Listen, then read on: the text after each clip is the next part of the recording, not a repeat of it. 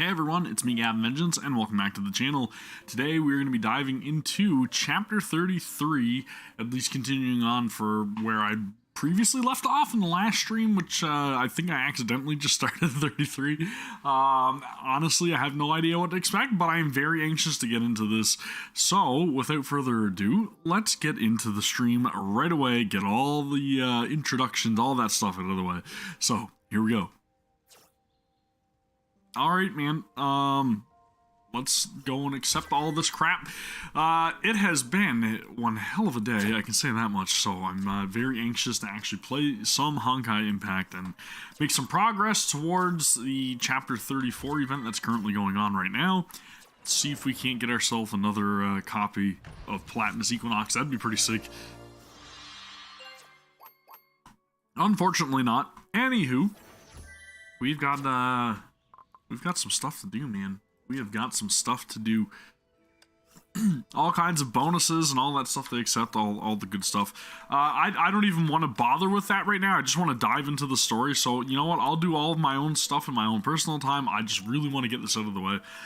Pardon me if it seems like I'm rushing. I am really not. I am just more anxious than anything else.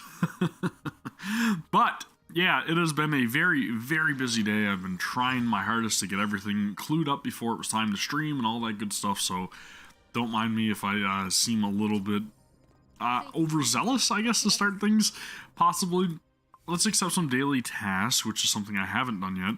I noticed that when I was actually going back and watching a few things from the previous stream as well, I did pick up that there were a few things that were interesting in terms of like the research terminals, because now they're requiring different materials that I didn't uncover yet, I guess. Oh, one other thing I should probably adjust is the volume of the game, because I found rewatching everything that it was a little bit low, so let's bump up the volume here. I usually just play at a lower volume anyways whenever I'm playing these games, so again, that's my bad. Apologies once again. Let's finally dive into the story. This is my preparedness. My bad. Alright, so we had left off. We escaped Kevin's wrath, and I believe we're just temporarily like recuperating in a sense, I guess. That's the gist of it, right? I think.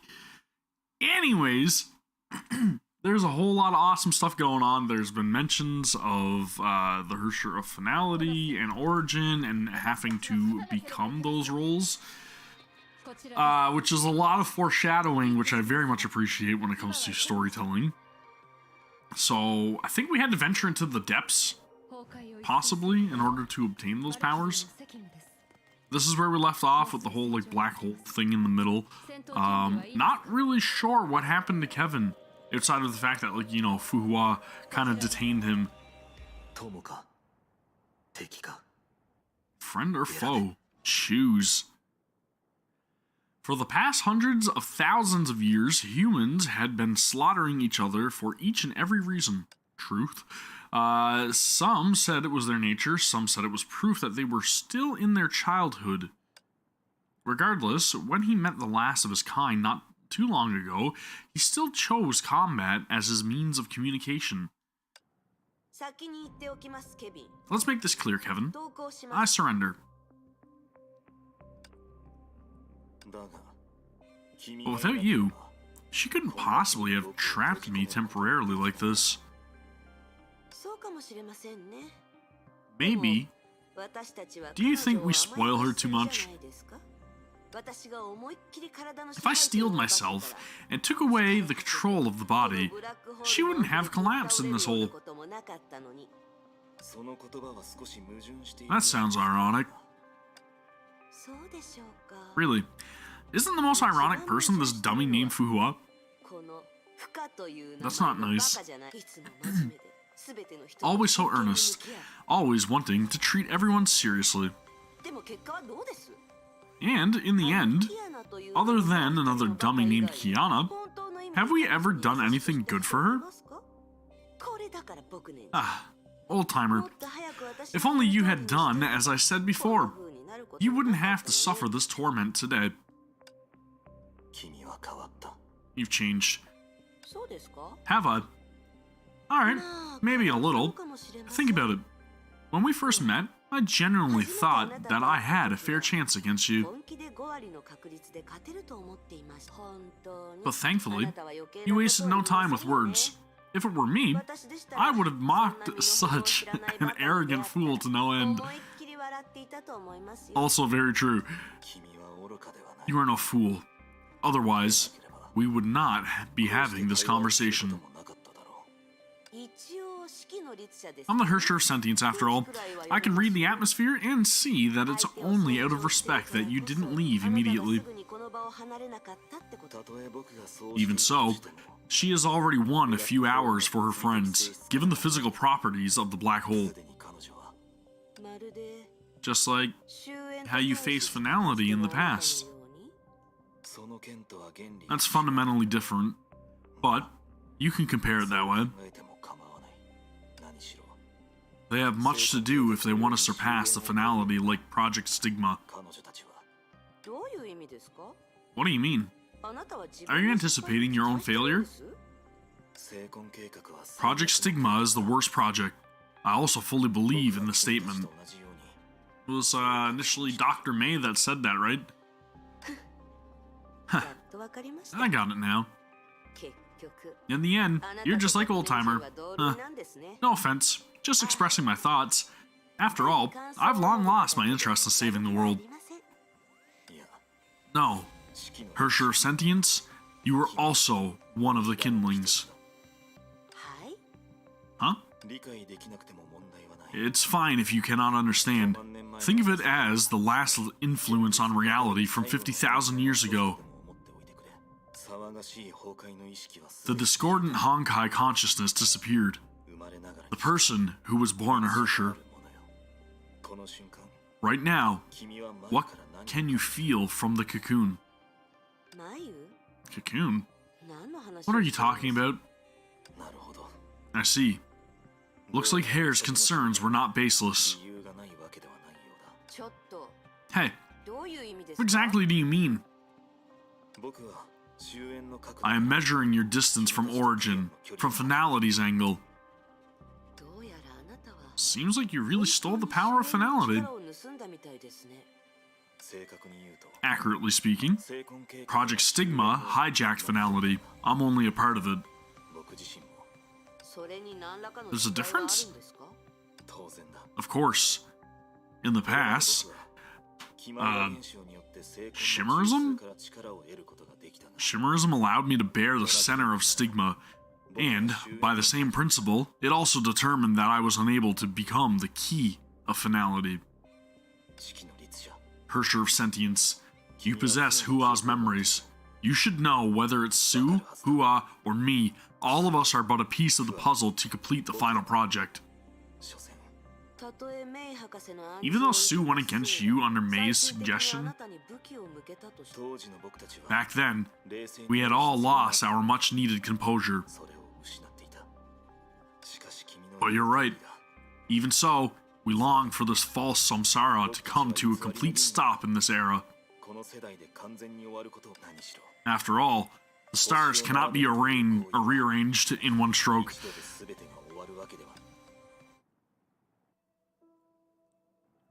It was rumored that many years ago, a dying awakened once left a message for the Sixel Overseer, telling him to look for the only key needed to overcome Honkai.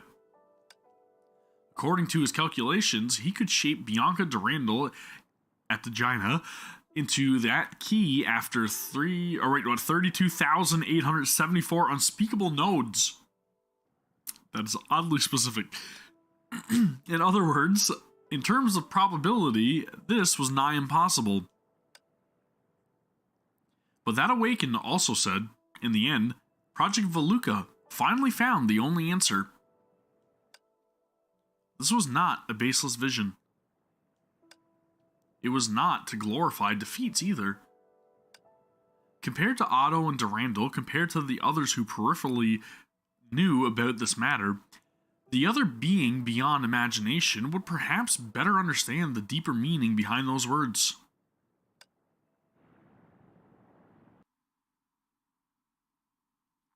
Project Veluca was that finding another world where Honkai didn't exist? I can't remember what Veluca was. I am rusty. The newly born youth lay in a fissure. He struggled to get up, then realized the River Spree was on his left. He was in Berlin. He looked across the river to the south, where Brandenburg Gate was. The thick smoke produced by fire billowed back and forth like mud soaked in blood. The streets were filled with rubble. Buildings and vehicles breathed in and out smoke sporadically like moribund people. It was high noon. Under dark clouds, death was descending on Berlin.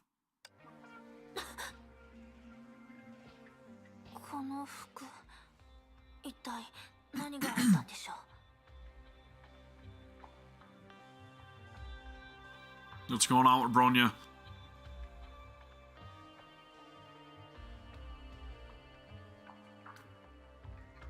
Okay. This is odd. This device looks like... No, can't be operated at all. In fact, it's just for show.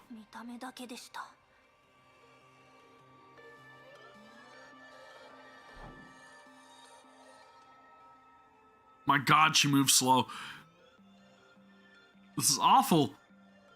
What's taking so long? Come on, Bronya, speed up.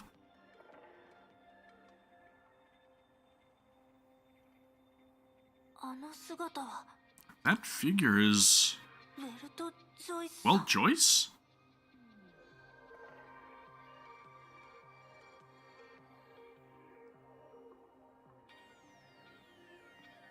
I feel like he's leading me.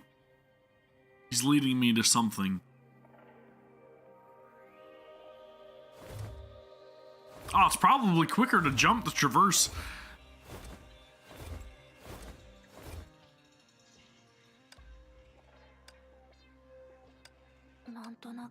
Somehow, this place feels dangerous. But we don't have other clues. Need to investigate. Fire. A word of merely 4 letters symbolizes the greatest good and the greatest evil. And, in March 2011, the girl was caught in a fire. Bronya, here, grab me. We should be safe here. Are you okay? Alexianevna? I'm not saying that word again. Bronya's okay, I am horrible. I butcher names all the time, sorry. Uncle Maxim. You better call me boss from now on. People in our line of work never know when they have to find a new master, and your new master won't appreciate being called uncle. Bronya understands. Boss, uncle, Maxim. Well, that's the daughter of Alexei and Alexandra. Just as inflexible. Alexei? Right? Alexei. I don't know why I'm butchering it. Again, I am horrible for doing that. Don't take this too hard. The place we've called home for years is a goner. Let's remember the last moment of this place. This is before Bronya went to the orphanage. Bronya! Kiana? Thank goodness you're alright. I thought I saw you being dragged out of a fire. I hope that was an illusion. Bronya, when did you change into this outfit? Bronya isn't sure. But the fire you saw probably isn't an illusion. It's Bronya's memory. That was back in 2011. Bronya told Kiana what she had just experienced. That's what happened. Maybe Joyce's will help, or Joyce's will helped us and allowed Bronya to find Kiana when she was trapped in memories. But listening to your recount, be it this incident or our current situation, there's still plenty of suspicion, don't you think?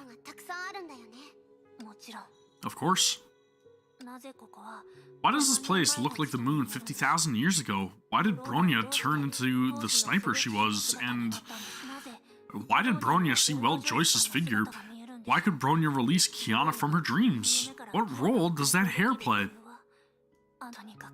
Anyway, we have too many questions that can't be answered, and Bronya hasn't regained her power as the Hersher of Reason. Kiana, are you alright? My Hersh core is stable, and there's nothing wrong with my energy flow. But speaking of hair, Kiana paused for 2 seconds. She thought about how she should describe her. I don't know why, but she comes off as chilling. Not like Otto or Kevin, but domineering like the Hersher of the Void. Hersher of the Void? They seem very different. How do I put it? It's nothing to do with her personality or way of speaking, but more about the threat her way of existence creates. It's hard to explain in this way, or it's hard to explain it this way too. Then let's start with the easier part, huh? Is that figure? Yep, it certainly is. Well, Joyce, you reappeared! Quick, throw a Pokeball. We're gonna catch him. We're gonna catch him. What? Why am I getting notifications? Oh, it's Star Rail notifications! That is very exciting. Man, I cannot wait to play Star Rail again. Hopefully I get in that beta. Please, please, Hoyoverse. Please. Fight enemies. Gotcha. This is a different looking enemy. I like it. Digging Shadow. Should I be utilizing combos, possibly? More than likely. Let's go with that. Oof.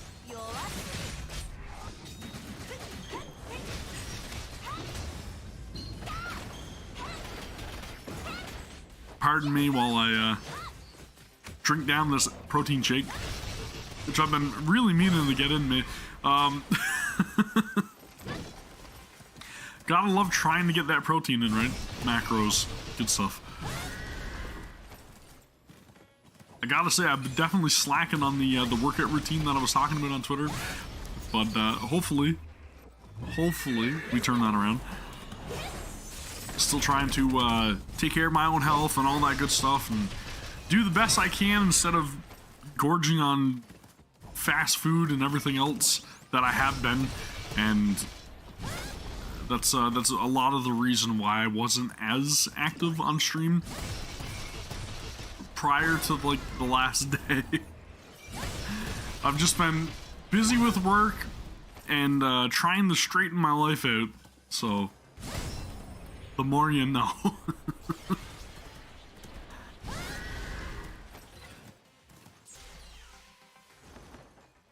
Alright, enemies taken down. Let's continue on. Interact with the memory beam.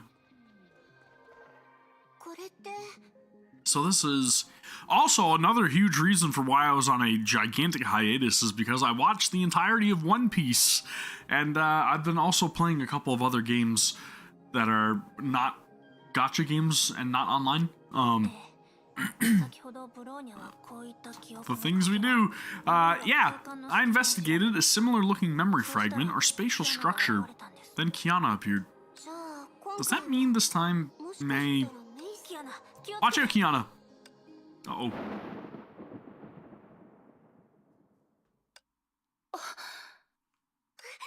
May! Kiana, Bronya, did I hurt you? Of course not. But you're amazing. You don't need Bronya's help to break you free from this weird restraint. It might be because those illusions weakened, but you said Bronya. That explains. It's the memory of Hersher of Reason. Wait, what did you see? I saw someone, a dark-haired boy, being questioned by people in lab coats. What's your name? Where did you live? Which country are you from? But that boy only answered them with, who am I? It's gotta be Welt, right? If you have something to do with that memory, if he looked like what the people at Anti-Entropy described, then I suppose he is Welt Joyce, the first Hersher of Reason. We also came here after his flickering figure. Despite this, we mustn't forget we were put into this predicament again by Hair, or rather, Project Stigma. Which is to say, everything we've been exposed to so far could have been planned by Hair.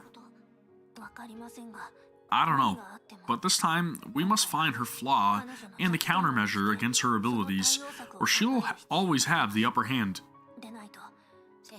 Yeah, and if we think ahead, seizing the initiative from Kevin would be just as difficult. Yeah.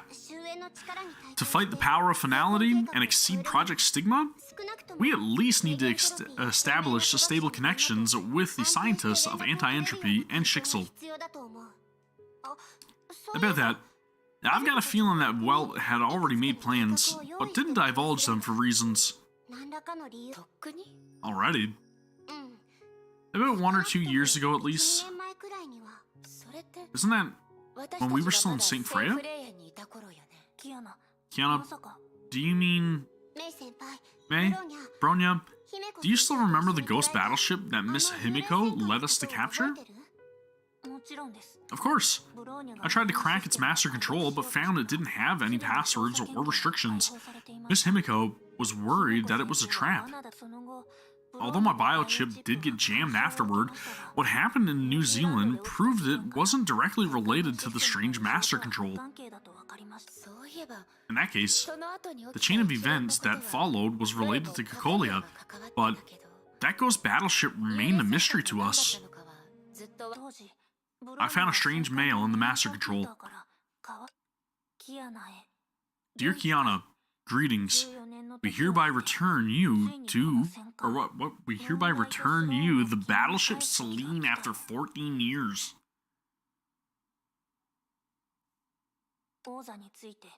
You shall ascend the throne and rule this world, but before that you will need to find 4 keys. Holy I'm getting tingles, man. I am getting tingles. Lightning of conquest, fire of affliction, storm of desire, and death of tranquility. P.S. The password to the bridge is your birthday. We thought its sender wasn't malicious, just pretentious. I even said everything would become clear after flying the battleship to St. Freya. But in reality, new problems arose incessantly. So we still haven't figured that battleship out. To be precise, Celine's engine that's been transferred to Hyperion is the work of Dr. Einstein and Dr. Tesla. However, they refuse to elaborate on the source of that mail.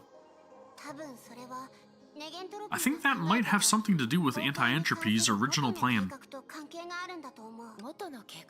Original plan? That mail should be written by Dr. Tesla. This is pretty obvious if you eliminate those involved. Now it seems that Anti-Entropy was trying to help me seize all of Siren's Hersher powers by drawing support from Celine. But after defeating Hersher of Dominance, nobody at Anti-Entropy brought it up again. Isn't that because we're over it? You're right, but what's bothering me is, why did they want me to harness the powers represented by those gems? The doctors aren't Otto. They don't make a plan like this just because they covet the power Siren had. If we look at it that way, things do become suspicious, but Kiana, do you actually think the crux of this matter isn't Siren, but finality? This is just a guess, but I feel it can explain some strange things. Strange.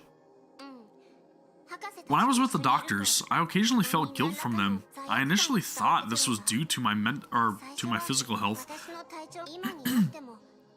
But until this day, that faint emotion hasn't left them. Why don't you ask them? I tried asking Dr. Tesla on the night I left for Colston. She admitted writing that letter, but she said there's huge room for improvement for Anti-Entropy's plan before we come face to face with Hersher finality. Okay. Dr. Tesla, why did she leave you hanging? She said, Kiana, you wouldn't want your teacher to read your unrevised essay in class, would you? It's the same thing.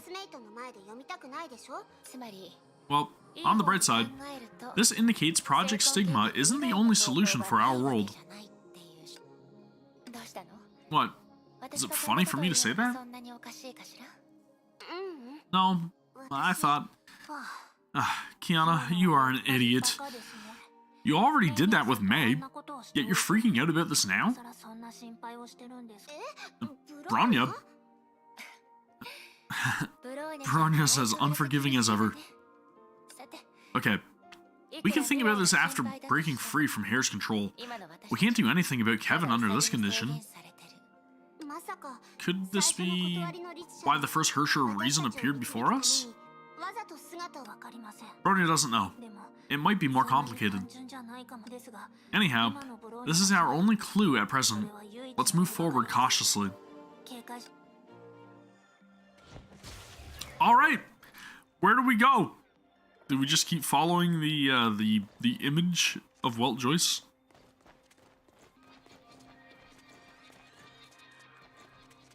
Oh, jump. Right, my bad. Elevator? I don't know. I'm just gonna follow it. We'll see where it brings us. All that good stuff. Oh my god.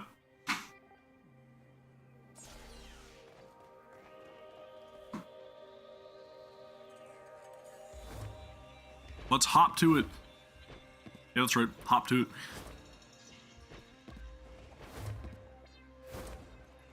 I'm gonna dive off the... Okay, I was gonna say, if I dive in that hole, I deserve everything. Ah, snap. Here we go. Oof.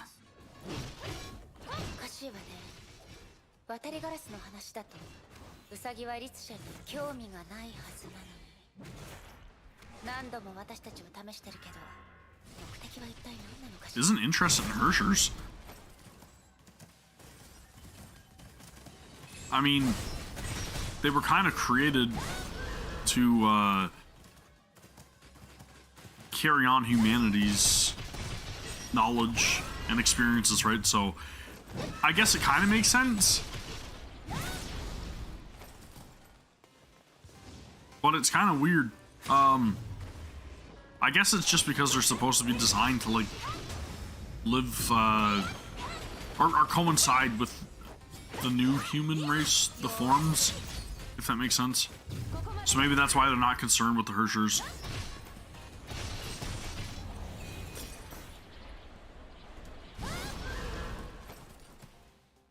They were just supposed to live in unison with Honkai or something, right? According to it. According to Kevin.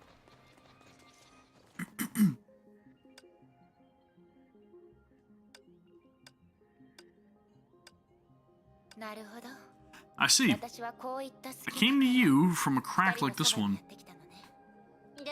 But this time, Joyce didn't appear. Yeah.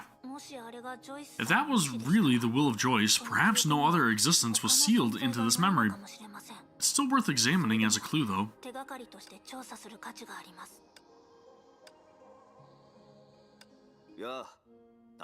Hey, happy birthday. Is this for Bronya? Your dad gave me this. Vlad dug it out the last time he helped me clean up.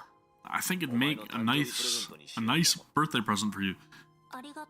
Thank you. Don't mention it.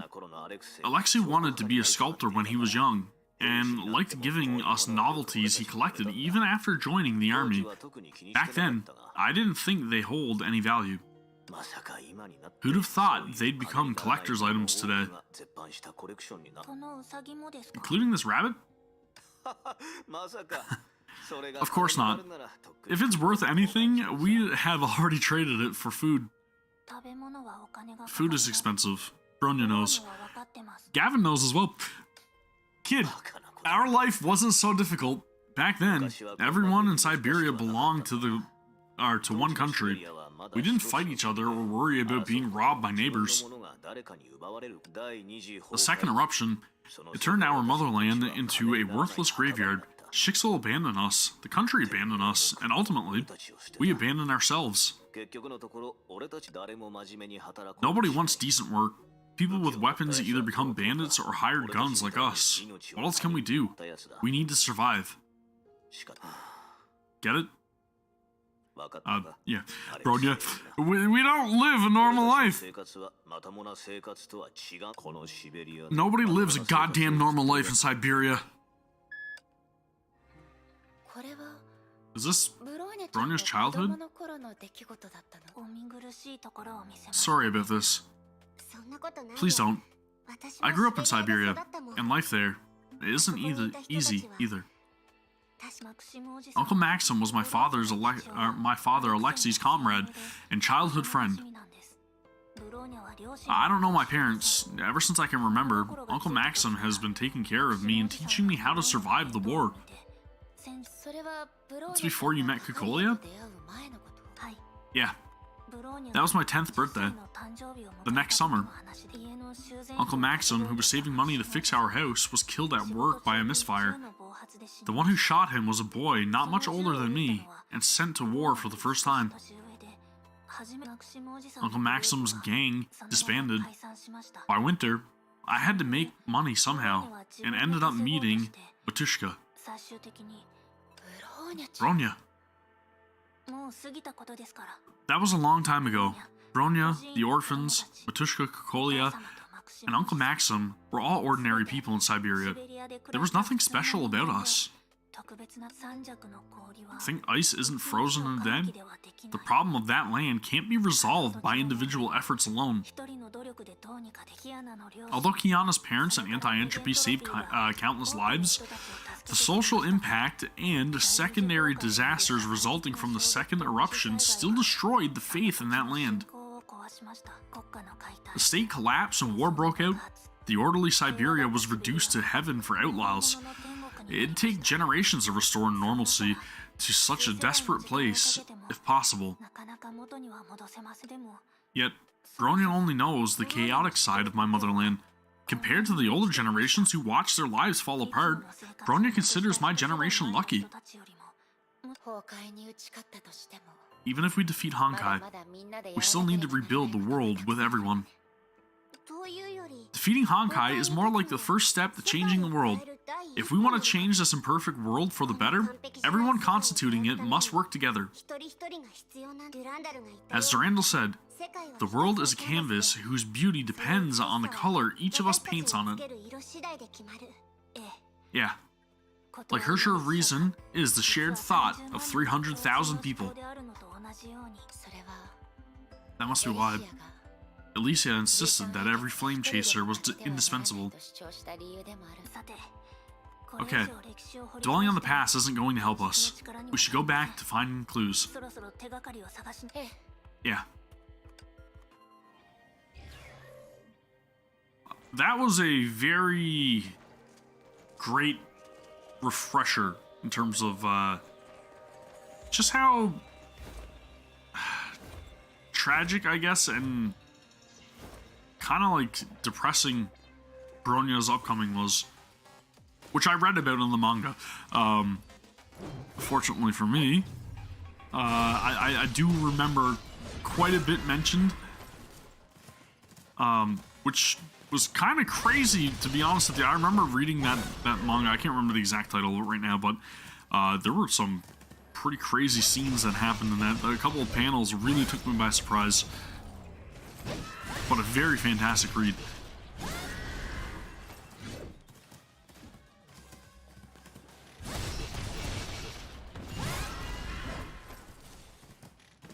Dude, these things take way too long.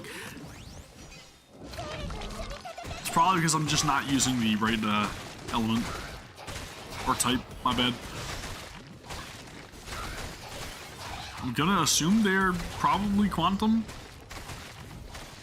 Right?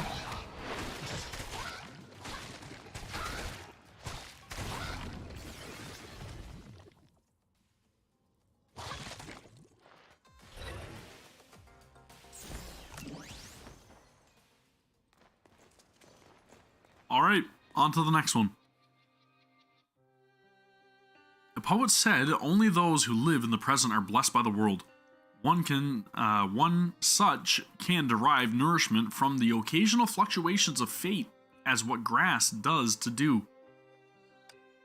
When spring comes, people need not stay in winter. Only after people have regained purity can they discover the purity of their neighbors. Over half a century ago, on the outskirts of St. Maurice, Switzerland. How was it, Carl? I hope my skill isn't too rusty. Holy crap! Is it? You've become quite the sweet talker. My, I've waited forever for you to see the light. Yet on the same day, your cousin will start a new life across the Atlantic. She becomes a stigmata, right? Tell me the truth. Are you unhappy? The man named Carl grinned.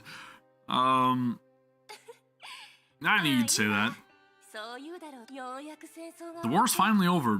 I'm going to Princeton to conduct new research, and you're going to Berlin to work as a psychiatrist. Our lives will get busier from now on. The man named Carl looked into the distance. You always get serious at times like this. We rustling leaves answer the raging storm with our voices. And who are you, silent one? I'm but a small flower. I think this poem suits you a lot.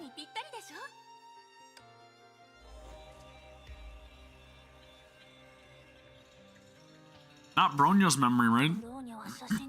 Bronya saw her in a photo. She's one of the founders of Anti-Entropy, Emma Planck. The supervisor of Dr. Einstein and Dr. Tesla? Yes. And she appears to have a complex relationship with the first Herrscher of Reason, Walt Joyce. But even Carl Gustav's memory is scattered here. Herrscher of Reason's core is in a dangerous state. What do you mean? Carl Gustav is one of the 300,000 that constitute the core, and possibly the first. In other words, he isn't only the origin of Walt Joyce, but also the origin of Herrscher of Reason. So the conclusion we can draw is, under the influence of Project Stigma, Herrscher of Reason's core has disintegrated on a physical level. Disintegrate? Oh, this isn't scary as it sounds. The core consists of 300,000 minds, so theoretically each of them may quit. Herrscher of Reason is a unified concept, so the two Welts and Bronya all possess control over 300,000 minds. It's like one for all. The real question is, how to rid a disturbed core of Project Stigma's influence to create room for Bronya to regain strength. But May and I didn't have that kind of problem. Wait, is it because our cores aren't distributed? Maybe it's more than that. Unlike you two, Bronya's not a Hersher that's ascended. Hersher of Reason's core has never ascended? Yes. This is because Walt Joyce has been a Hersher fighting for humanity since the beginning. With the aid of 300,000 thinking, he resisted Honkai's corruption of his character, and transformed the power of destruction into a shield for the people. That makes Hersher of Reason unique among Hershers. For many years, anti-entropy has been trying to increase this core's output power, but has met with little success. Up until now, the power that Joyce demonstrated in the final battle is still beyond our reach, and as you saw, Mei, who has ascended in Nagazora, if we calculate only by the observed output power, her limit not only far surpasses yours and mine, but also certainly Joyce's. Einstein drew the adopted conclusion from combined evidence. While Joyce's birth is unrelated to Ascension, and Hersher of Reason's core is essentially the same as the Gem of Desire. Even if you fully synchronize with this core? Yeah. It was a miracle that brought me closer to Joyce's power, and that's it. So, we've never released this core's full power. Not even once? Given Mei's example, this may be the case. But as I said, the uniqueness of this core makes it impossible for us to replicate Mei's case. But Bronya's okay with it. If the uniqueness of this core has helped Joyce and us, then this is how it's meant to be. As Mr. Yang said, Hersher of Reason's core isn't as stable as Mei's and Kiana's. But on the bright side, finding Hersher of Reason's power may be the same thing as finding Hare's weakness. Huh? Just maybe call it a hunch. Maybe Hersher of Reason exists in a way similar to Project Stigma itself. If we take World Serpent's claims into account, Project Stigma will unify people's will through dreaming and ultimately dominate finality. This sounds as believable as a mythos. But what if we compare it to the state that Hersher of Reason was in at birth? You mean, thoughts of 300,000? Yes. The them in this core are distributed components. You could say either they're all Hersher of Reason or none of them is Hersher of Reason. It's literally one for all. From this perspective, we can argue that it's because of the structural similarity that Project Stigma has a much greater impact on Hersher of Reason's core. It may even be Hersher of Reason's core, not Project Stigma, that's trapped us here. If this is true, then what Hare did was most likely exploiting the situation. She stimulated the core so it'd discretize and become more Stigma-like. Do you remember what Durandal said? In a space directly controlled by Project Stigma, things closer to being a Stigma will spontaneously expand it. Despite that fact that the fixed points in imaginary space, namely Hersher cores, can reverse this expansion if they form a web, we could end up trapped like a spider's prey. But how can we confirm it? We don't really have an entry point. Have I mentioned a flame chaser named Kalpus before? He wanted to find the answer to a similar question, so we kept damaging the structure of Elysian Realm. But that's in a virtual world. We're in the real world, so Hersher Avoid's powers applies. If this maze is just like a web that doesn't go on forever, we can find its weakness. But what kind of weakness could it be? Wait, could it be the memories we were exposed to? It's possible. If we want to destroy a web, we must target its threads. This may be very difficult, but Kiana, you can try breaking things with Hersher the Void's power. Got it. But Bronya, you know you're doing, doing so might damage the memories of former Hershers of reason, right? Is it really okay? It's okay. As a matter of fact, Bronya has faith in the tenacity of Hersher of reason. Bronya has faith that this tenacity will create the opportunity to break the status quo. So, Kiana, when you get the chance, don't hold back. Leave it to me, Bronya. Cool, man. Let's go smash some stuff.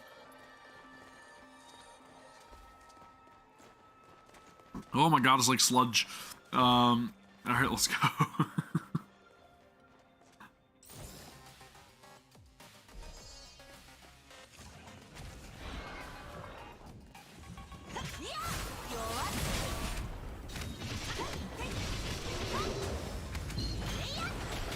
Come on, baby, let's go.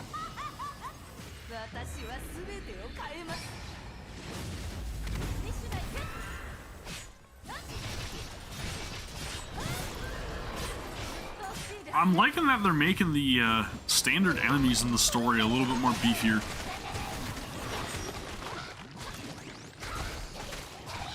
At least it gives us a reason to actually fight the trash. Not that, you know, you're gonna lose the fight or anything, but I mean, it's nice to see some sort of toughness, I guess.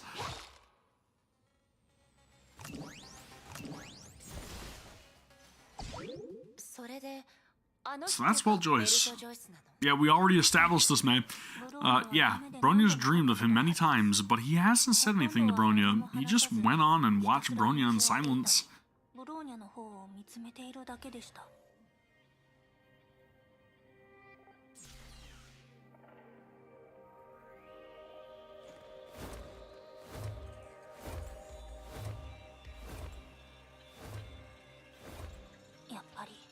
Of course, more memories here.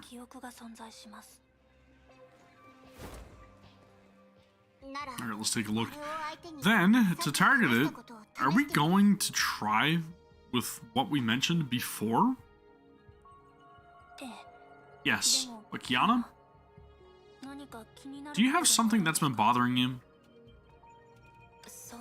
Yeah. When we saw Joyce's figure just now, it seemed like you had something to say. I'm not sure how to express it. From what I feel, that figure consists of extremely complex emotions. He resembles Mr. Yang in some ways, and the Hersher of the Void in others. He even resembles Siren in certain ways. Anyway, I feel like that's not simply the strength of the Hersher of Reason. The Hersher of Reason. Isn't Hair's influence? That's the most probable reason. Hair's identity might be more complicated than she claims. Is she really Shariak? Stigma crystal? What did she mean when she described herself that way? I see. Looks like this is a game for the brave. Game for the brave? Prepared to try out our plan, Kiana. I'm going to unleash this memory. The youth woke up from a special life-sustaining airship. The surrounding displays were distorted by the convex glass, and he saw what seemed like a world within a fish tank. He silently pressed a particular button inside the airship and prompted a system announcement displayed. Your heart rate is 67 per minute, and 4.28 liters of air is consumed each time you inhale strongly. Your body's basic indicators are very healthy. You may leave this airship at any time. The youth pressed the same button again. Confirmation complete. The airship will depart shortly. Please be cautious.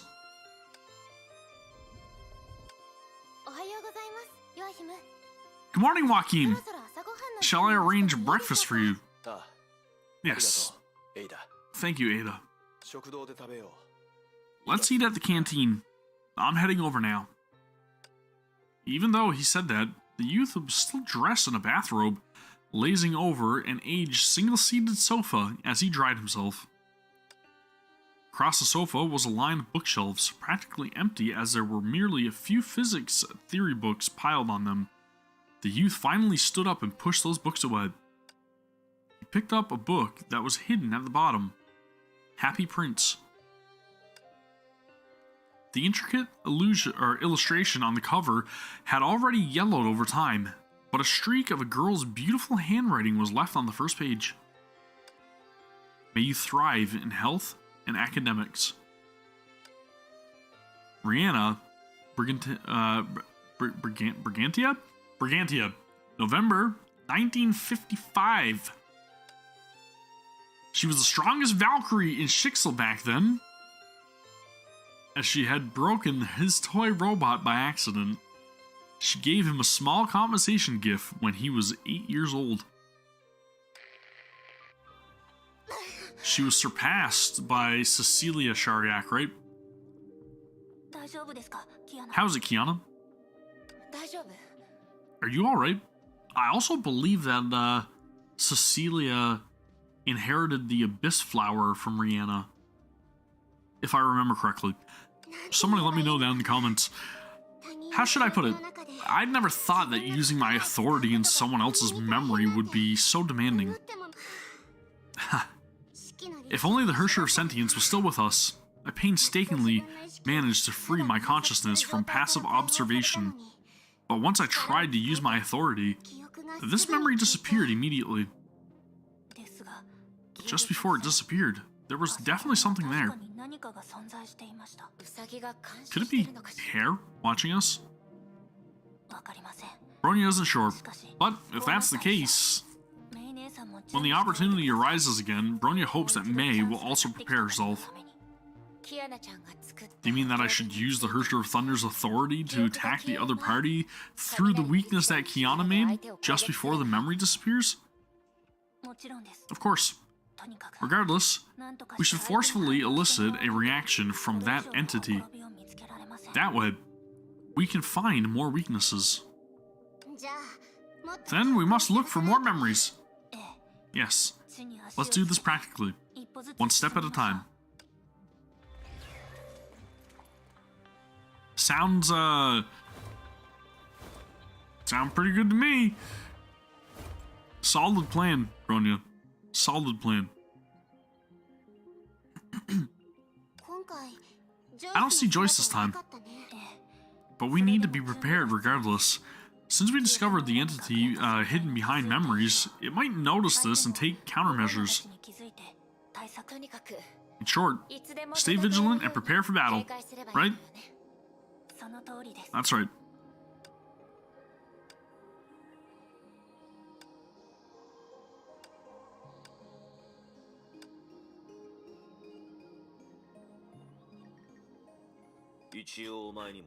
Just want to let you know Vlad died. He didn't finish his job? Nope. That idiot blew his mortar up and got our client killed. Good for him to die then and there, unlike our client, who was too hurt to speak and could only write on the ground with someone's blood. Turns out our client wasn't writing fancy last words, but the word hurt over and over until biting the dust half an hour later. Damn. Bronya, if I ever get so unlucky, find someone to bust a cap in my head so your Uncle Maxim doesn't die like a joke. Bronya aims better than others. That's not the same, but I appreciate the thought. Come, Bronya, this is the real deal.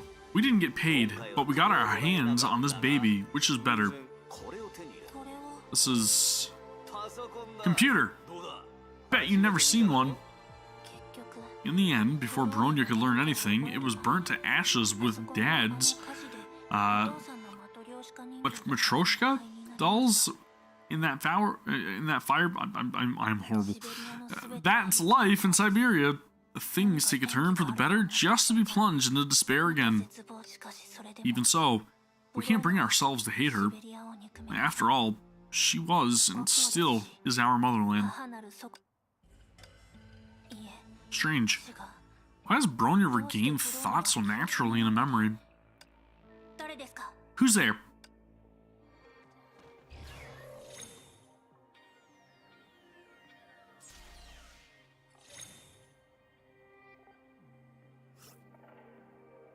Okay.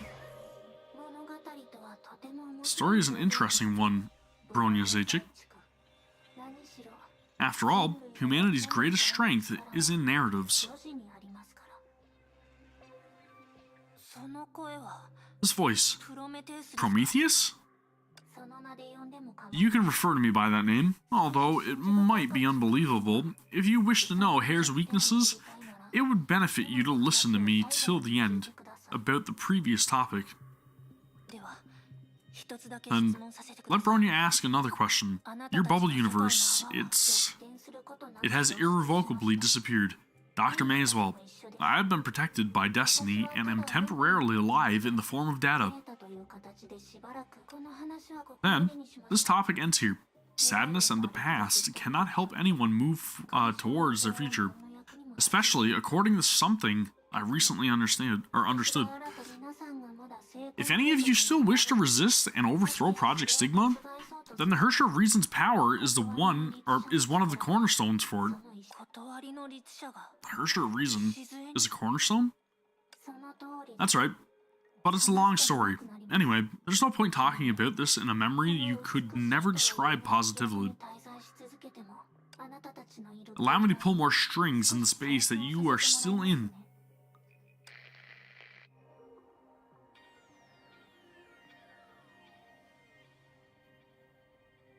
What's gonna happen?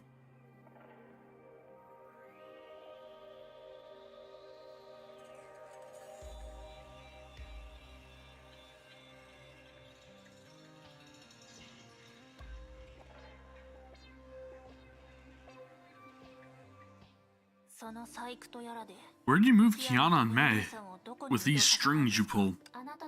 I've created different escape routes for each of you, based on your respective Herrscher Corps. Trust me, this is a more efficient method.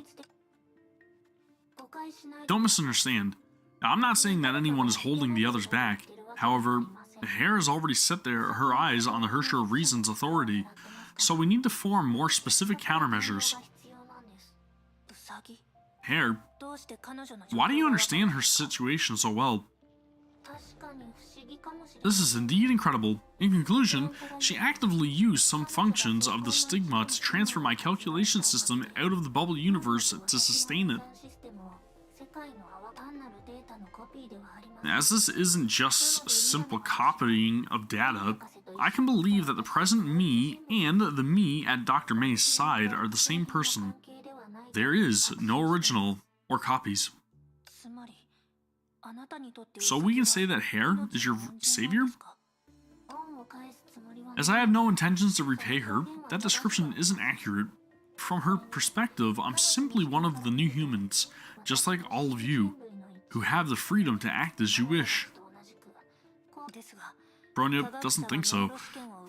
What freedom will a scientist bestow on a white mouse in a labyrinth? Alright, I understand how you feel. Indeed, efficiency cannot resolve all problems.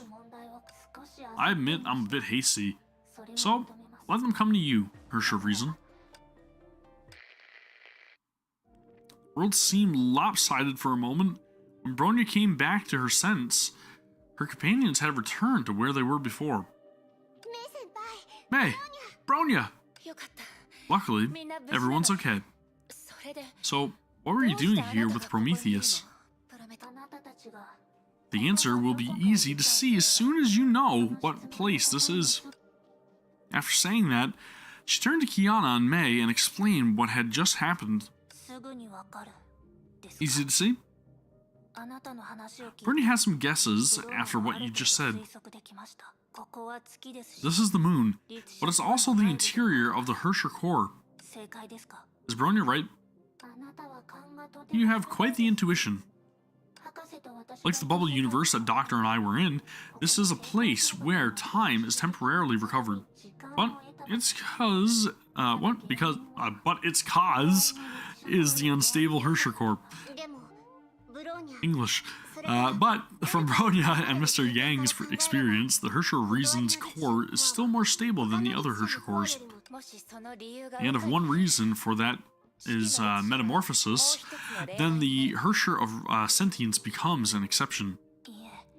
No, the real reason is likely the thoughts of 300,000 people. 300,000 people? Isn't that the Hersher of Reason's foundation? True, but as Hare sees it, that is at the root of the core's instability under Project Stigma's influence. I thought so. As I said, humanity's greatest strength is in narratives. Whether it's the Hersher Reason or Project Stigma, they're all stories in essence. A strong story can reshape the world. A weak story can be reduced to a scrap of paper. Even if that's true, how can you call the Hersher Reason and Project Stigma stories? I see how you'd be confused, because I thought that it was too troublesome, so I laid the conclusion out first. It's fine. I'll help you sort through it step by step. Hersher Reason's power is to construct, to create from thin air what would otherwise require complex processes to make. The Hersher Reason is limited only by what civilization deems possible, which is to say, the limitations of narrative. Limitations of narrative. I don't mean repetitive rhetoric that continues ad nauseum. I mean believable narratives of substance. Morality, money, language, customs, aesthetic, all narratives, all stories starting with the earliest people, living narratives.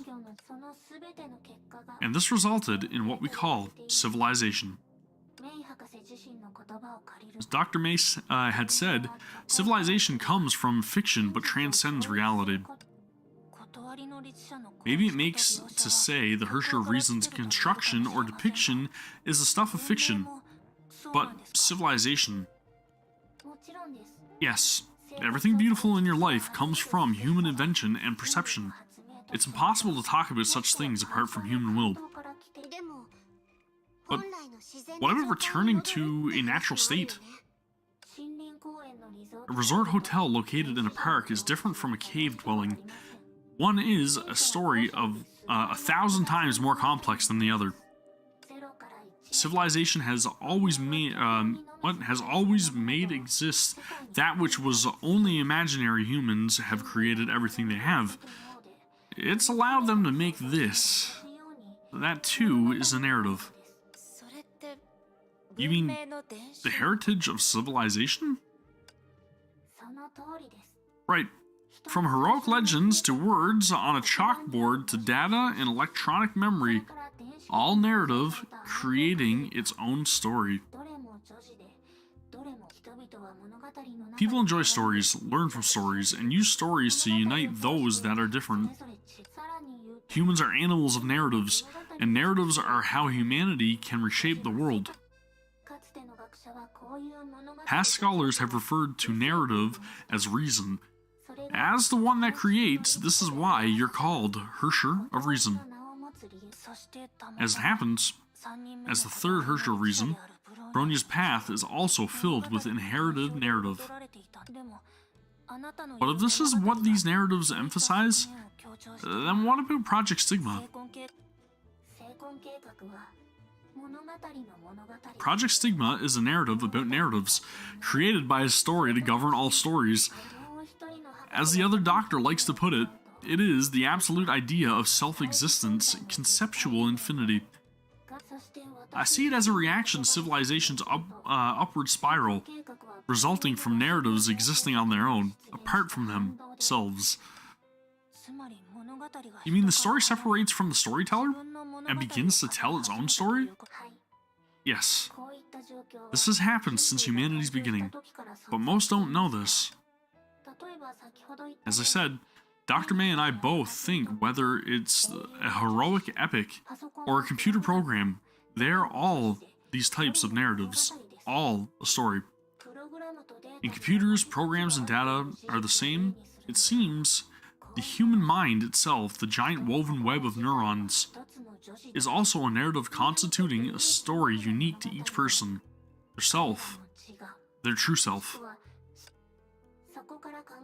In this sense, civilization is originally stories told by stories, a huge web formed by ideas, with individual units we call people. According to you, the story units serving as the building blocks of civilization are people who are independent, free, and able to give meaning to themselves.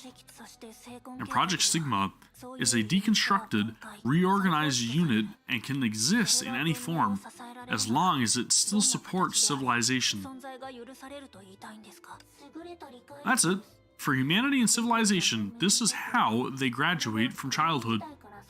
I wonder if you're going to say civilization anymore in this entire story. Graduate from childhood? Yeah, become an adult, man. This has happened many times in history, hasn't it? Whether it's your history or our history, the meaning that has been woven by humanity acts on humanity itself at all the time. There are always those that live and die for faith and for money.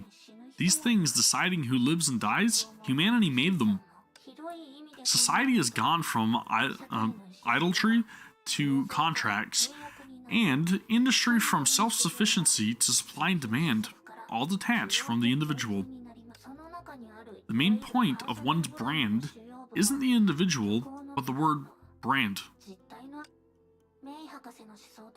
Dr. May's thoughts are more important than her existence.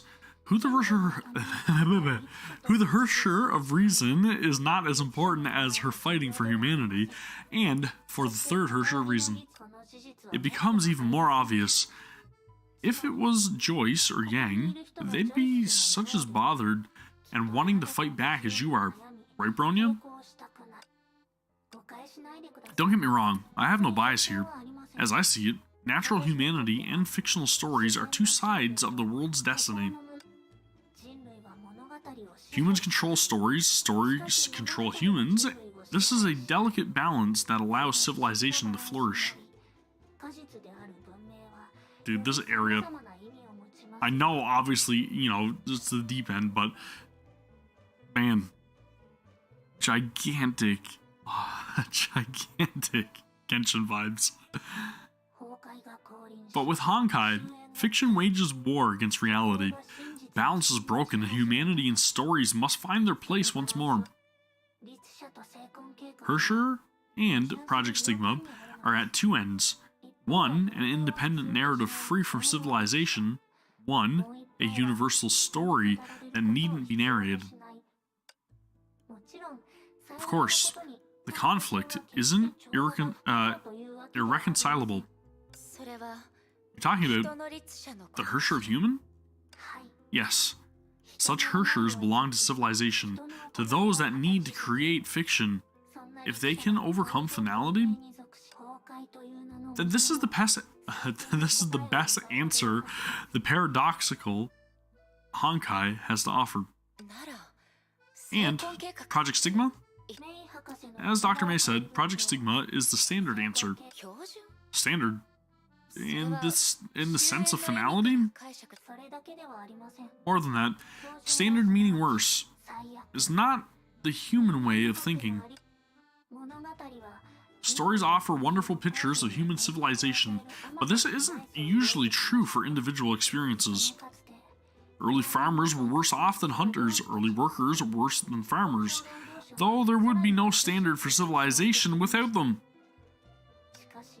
But there's no narrative where they are rewarded for their efforts. Some narratives even tell them they deserve to suffer. This is humanity's standard narrative. People's lives driven by imagined purposes in exchange for progress, consciously or unconsciously. It lets fiction grow wild. History has shown letting go can help liberate people from the shackles of the previous narrative. But the price for liberation is very high, setting mountains ablaze, countless deaths in war, Project Stigma, which deconstructs humanity. If you view humanity as a whole, they choose the worst answer, generation after generation, denying reality with fiction. But the Herrscher of Reason's spirit is inheriting reality. The Herrscher of Reason's power is the key to fighting Project Stigma. If we can stop at fiction, we already have our conclusion. But we're talking about reality. A more careful look is needed. But we've been standing here for a while. For the sake of operational efficiency, how about we have a walk? Bronya doesn't care, but maybe Kiana is tired of standing. I'm not that important. But Prometheus, when you say take a walk, does that include the memories from above? Of course. Your previous strategy was correct, just inefficient, and I know just how to optimize it. I heard from Hare. Bronya, as the Herrscher of Reason, you have a distributed core that can be divided up to 300,000 times. Could it be true? Right, Mr. Yang said that they were survivors of Honkai eruption in Berlin, the remnants of a city that had been annihilated. Let's not wander to space before you is the way it is. Gee, thanks, Prometheus.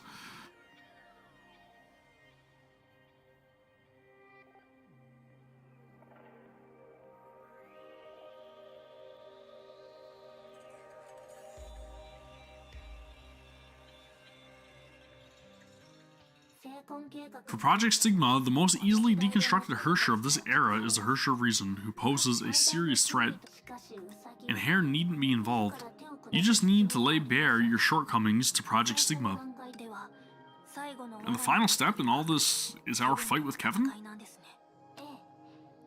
Battle depletes the Herrscher of Reason's already unstable power, causing it to be torn apart by Project Stigma in a higher dimension. Remaining fixed points are channeled into this tiny bubble universe that was born as a result of finality, and in turn traps you inside. Hare's vision of Project Stigma is to use Dreamland to connect consciousnesses as a vessel for a purely fictional civilization. Compared to the birth of the Herrscher of Reason? Does this seem familiar? You mean, well, Joyce, if we were to say Project Stigma could create God's Atom, then your first Herrscher of Reason is undoubtedly humanity's Atom. It's strange to hear you talk about someone you don't know like that. But one thing is correct. Before the Honkai outbreak in Berlin, the consciousness known as Welt Joyce did not exist on this earth. The Herrscher born from nothing began collecting the thoughts of other sacrificial victims because he was influenced by a victim's thoughts. As the thoughts grow, the Herrscher core grows more complete. No one knew for sure what he had done. But they knew the countless thoughts, the cries of a destroyed city, was a call for a savior, their last stand against Honkai. And the man known as Welt Joyce rose from the ruins. He knew beneath his feet were only ashes, but he was reluctant. He wanted to be the savior they cried for. He desperately pieced together the fragmented thoughts. He wouldn't call their names. He didn't know what they were going through. He knew it was mostly pointless. But he tried to preserve their dignity, and that dignity seemed to bring about a miracle. A butterfly fell on the tip of his finger, and he fixed its broken wings. Yeah, there's a lot of dialogue to take in, and there are so many metaphors and, similes and so on and so forth. Like, it's really hard to follow the dialogue. It seems a little needlessly complex in my opinion, but I am somewhat following it the best I can. But I'm totally right there with you, Agent. The child of the world fell into a deep sleep. I know, it's crazy. It's just like, a lot of it I'm taking in, but a lot of it is just like, gone, man. And at that time, he hadn't even awakened his Herrscher powers. Right. For our era, that's the real miracle. Is there anything wrong with the analogy Adam of humanity? In paying him tribute, no. But whether you call him Adam or Savior, both are too narrow a term. In his short life, he met all sorts of companions. That convinced him his power instead came from the ordinary. He saw himself as an ordinary child of the world. It was for that he sacrificed himself to protect others from a tyrant. He believed that even in his consciousness, or if his consciousness was gone, the power of the Herrscher of Reason would pass on from one ordinary person to another. Again, one for all. We don't need a savior. We can save ourselves. Perhaps he was born a savior, but his beliefs went beyond that. The Herrscher is an apostle of Honkai, but can be a warrior for humanity. No demons or angels, just ordinary people. Thank you. That gives me a full understanding of what Herrscher of Reason really means in this era. Please, somebody simplify. But what if these 300,000 thoughts stood in your way of rescuing the world? What would you do, third Herrscher of Reason? Get in the way of rescuing this world? Painful, I know. But the Herrscher of Reason's power is unstable and vulnerable to Project Stigma. That is the truth before us.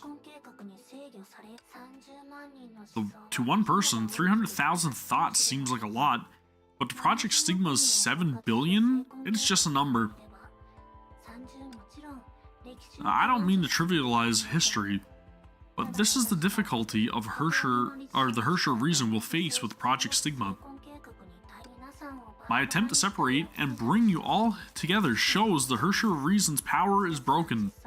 Nothing to Project Stigma.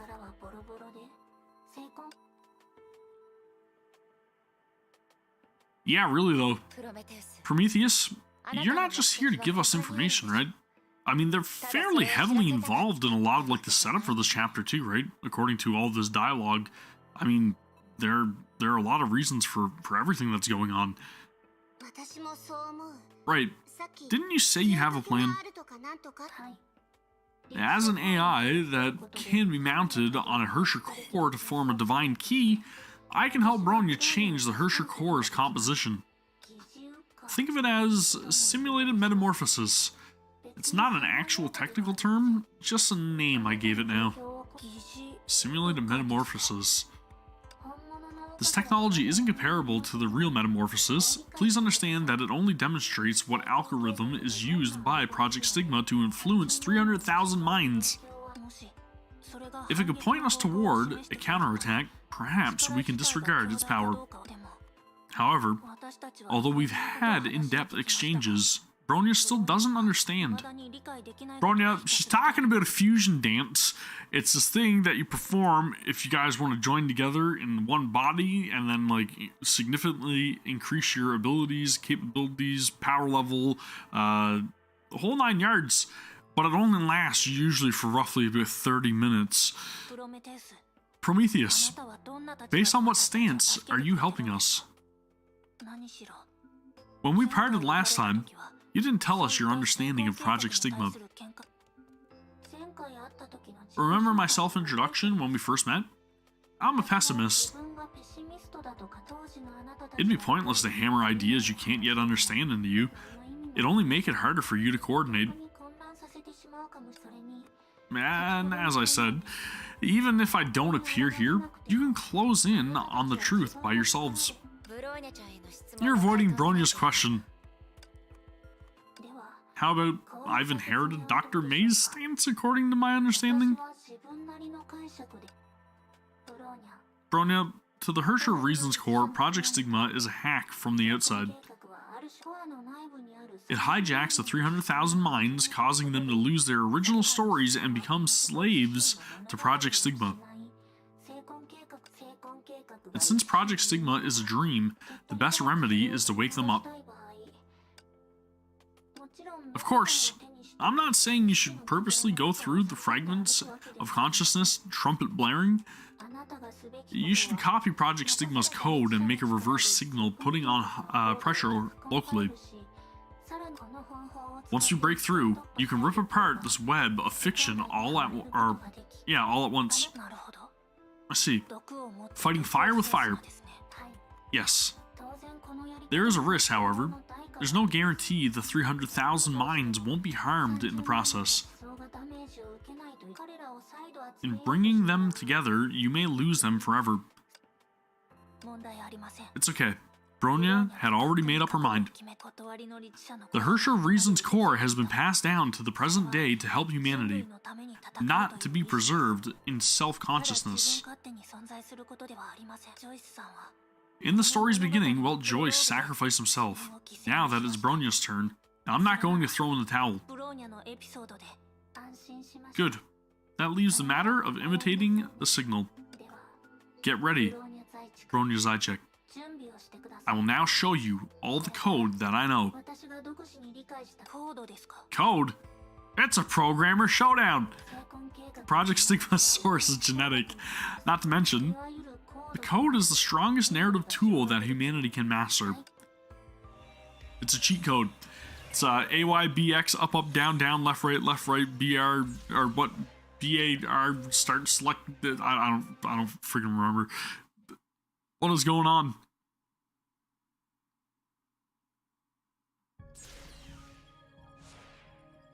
Oh! Digital world. What are you doing? It's easier to just explain Project Stigma's underlying code than give you a book to read.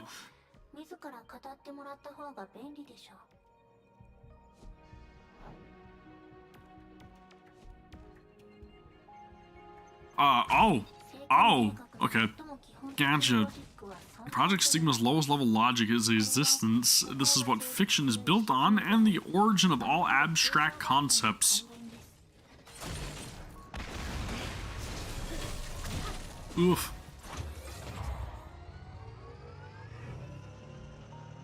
Yeah, baby. It's built on existence. The words aren't important at any rate. They express existence's two most important properties.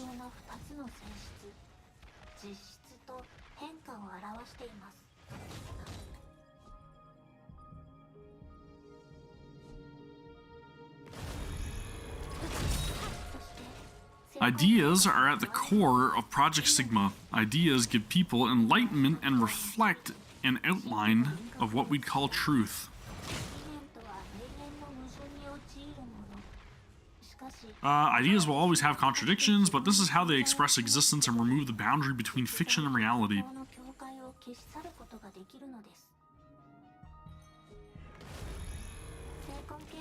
For Project Stigma, life is the most direct idea, while absoluteness is the highest idea.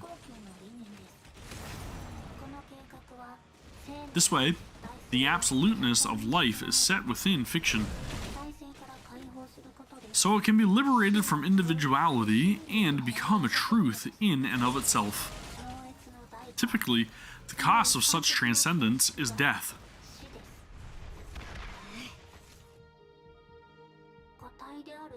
It's difficult to resist death, as it's a paradox in itself.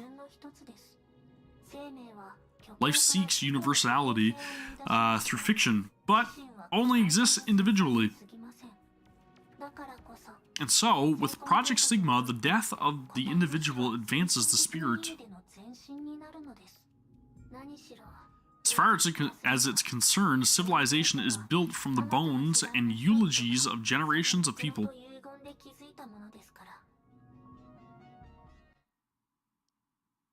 Again, Project Stigma doesn't care about humanity, it just wants to preserve the memories and the experiences, carry them forth into the future, beyond finality. Oh, this is... Bronya, are you okay? Don't worry. Bronya took the opportunity to speak to something mechanical other than Project Vine. This is the appropriate channel for you, between what's efficient and what you can tolerate. Otherwise, the system will flood our minds with information, right? Even if you add up all human intellects from ancient times to the now, they could not withstand the vast amount of data that machines use. That would be the easiest and most practical way a machine could deal with humans. They can't handle the Hersher of Thunder. Indeed. But that's irrelevant. Let's focus on the Hersher of Reason. Bronya, I have just helped you learn about Project Stigma's underlying code. Even though you have very little power left, you can become a true Hersher of Reason by slowly reclaiming the 300,000 minds. But you still need heuristic algorithms to help find the critical path rather than aimlessly traversing all the nodes. And if you follow your strategy, the Hersher of Reason can become the key to surpassing Project Stigma. Heuristic algorithms. Yeah, I know, right? You mean the 300,000 minds aren't all equal, and Bronya can succeed by controlling the keynodes? You learn quickly, so let's put this to the test and see how you do. Very on the nose. I will do as my predecessors and use Project Stigma's power to recall a new memory for you. If that goes well, your power should at least return to where it was before your fight with Kevin. Predecessors? You just met him. I shouldn't have to repeat his name.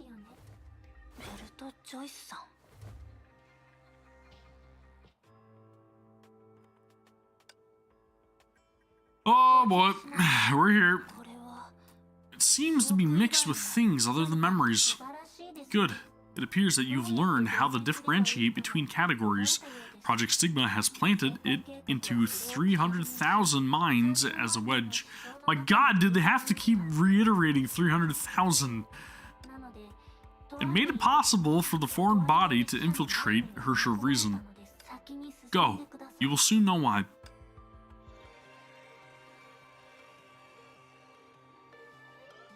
Alright. She was born among the clouds, a mist among the setting sun. She had yet to awake to her own consciousness and had yet to know the desolation of this plane. She doesn't understand that the bloodied, painful, sorrowful picture has left its stain of tears on this pale earth more than once. She doesn't know she will become a bad omen in the scroll, a horrible symbol in the hearts of others, until 10 years later. Now, it's time to tell you where the ghost town is. Alexandra. Ghost town? Where Bronya was born? Correct. Siberia has many ghost towns, but only one where your mother, Alexandra, used to live. You are 10 years old now. You're old enough to recognize danger, keep yourself safe, and what it means to be a sole survivor. I think. You have a right to know where your hometown is. Like how Vlad always said he was a Muscovite? That's all he's got going for him. I would never say I'm from Nizhny? Nizhny to Jill? I don't know, to Gil? But the Ural Mountains have a special place in his heart. Again, butchering names, famous for it. The Ural Mountains. That's where the variance is. Seeing this memory using Prometheus' method, the third Hersher of Reason noticed something was off. The name, the Silver Wolf of the Urals, inherited from Maxim, symbolizes the girl's past. Dude, Silver Wolf. Honkai Star Rail, come on, man. But the girl has yet to understand that on this planet, another one's fate was once intertwined with hers. She repaired the memory with information implanted in it and regained a bit of her power. Congratulations, Bronya. You found her earliest secret. Her? You know who I mean. The real issue is, with help from Project Stigma, she has mixed her memories in with your now unstable core. As you suggested, she fears the Herrscher of Reason's power because of the similarities between it and Project Stigma.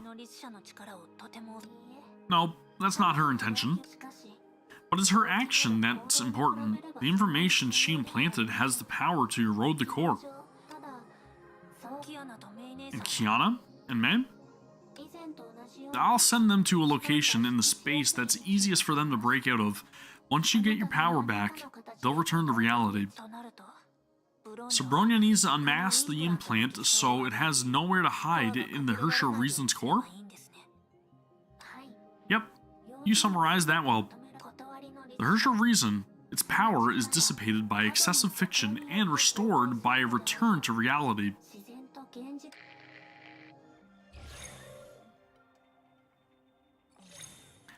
Cool, man. That was a lot of reading and my throat is incredibly dry, I'm not gonna lie. Am I in Siberia? Am I in the past? I am Bronya.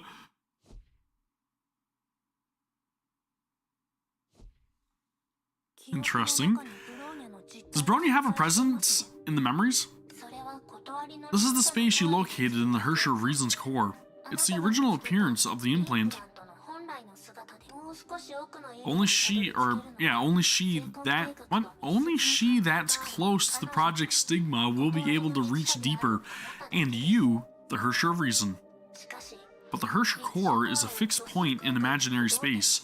If you keep going, you'll open a path for your friends to return to reality. What will Bronya see? A twisted heart. You might think of her as the exact opposite of Walt Joyce. She is afraid of the Herrscher of Reason because of Project Stigma. She is also jealous of the Herrscher of Reason. You need to understand, she isn't purposefully working against you. Regardless, you both are daughters of Siberia, children of the Ural Mountains.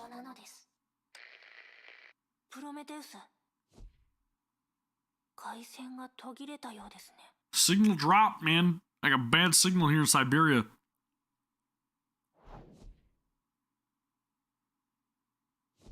There's the orphanage. This is... No! This isn't because of me. I'm not... As for the Stigma crystal, she didn't seem to get where the pain in her heart was coming from. But this had already been explained long ago. Everyone that can be called human has a giant snake coiled around their heart like a tyrannical ruler. Whenever someone says, "I want," the snake says, "No."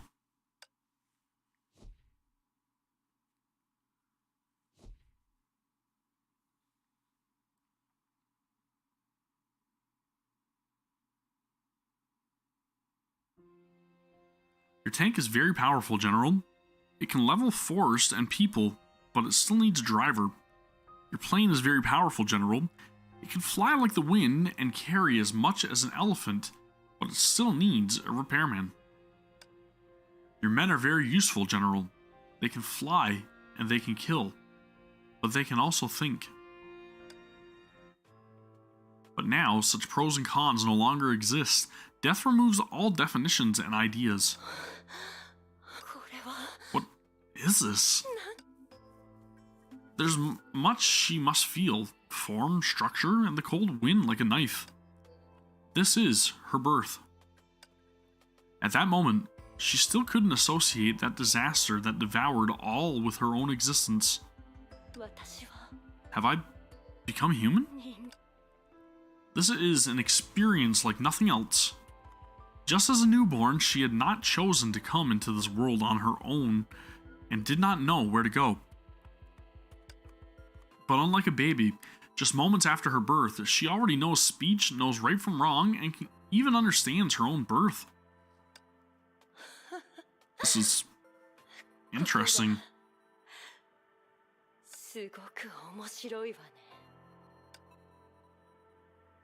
She composed herself and, like anyone else, became interested in things around her.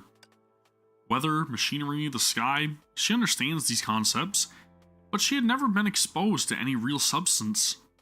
Her perception was strange in this way. She knows about snowflakes in the terms of temperature, feel, appearance, and even the way they crystallize. But until now, she had never touched a snowflake. What is going on here? Holy crap! Please make you playable. Please. Please. Please become playable. Having transformed from a machine into a destroyed machine. Sounds like a waste of words to me. However, this is how she perceives external matters most instinctively. Matters can easily distinguish other matters, and it is the same with ideas. Never mind. Let me see your history. You haven't disappeared. When disappearance is an idea, it still exists, doesn't it? In one breath, all information concerning the machine flowed into the woman's body. Through this technique known as transcription, she easily learned the story of its life. Assembled 4 years ago to prevent technical leak, its components were produced by 3 associated companies separately. For many years, it has only served Shixel and has undergone 3 overhauls. On the mission to recover the 6th divine key, it was destroyed by excessive Honkai energy of unknown origin. Excessive Honkai energy.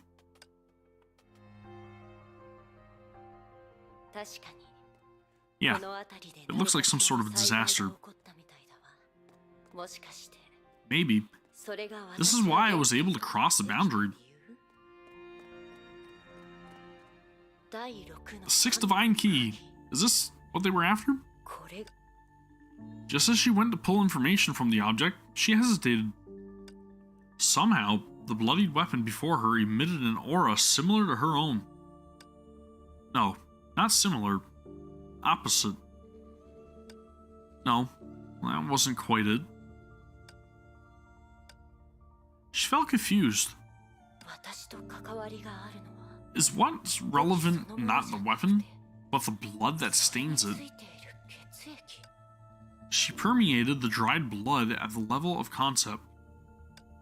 The Shariak blood that flows through you is able to cause Honkai energy in range to disappear immediately.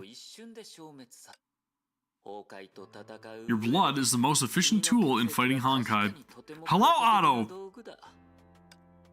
While saying this, his eyes fell on a quietly running device. It ran silently and efficiently in the room where she filtered her blood. The flowing crimson, like a stylus to a record for much of what was to come. It's Cecilia. So according to the Overseer, when I encountered an enemy, I can't stop. As you'd imagine, it's easier to cut an artery than it is to fight yourself to exhaustion. I thought that what we were playing as was hair, but apparently it's Cecilia, or I don't know, maybe I'm just seeing a memory or something. But I won't let you do that until you've made some progress in Spear of Destiny. We can't give a transfusion after massive blood loss as we'd usually do. The first step in Spear of Destiny was cloning this holy blood. But even if we were successful, I'm not sure how we'd mass produce it. And so, unless there was some great change I forbid you to use your blood as a weapon. But you being the way you are, just stating the odds isn't going to stop you from marching to your death. You're still too young to know anything unusual about the Shariak bloodline, and yet you're constantly experiencing it for yourself. Curse of Stigmata. This is my first time mentioning it to you, right? Curse of Stigmata? Yes. Unlike the Kaslanas, they say the Shariak bloodline is a genetic mutation or strange information. The holy blood in you now, as well as your genes, are the product of my categorization and purification of this information. Note that I said categorization, not optimization. I could completely eliminate the information in your genes that can lead to side effects. Not even the Overseer can do that. This is a way.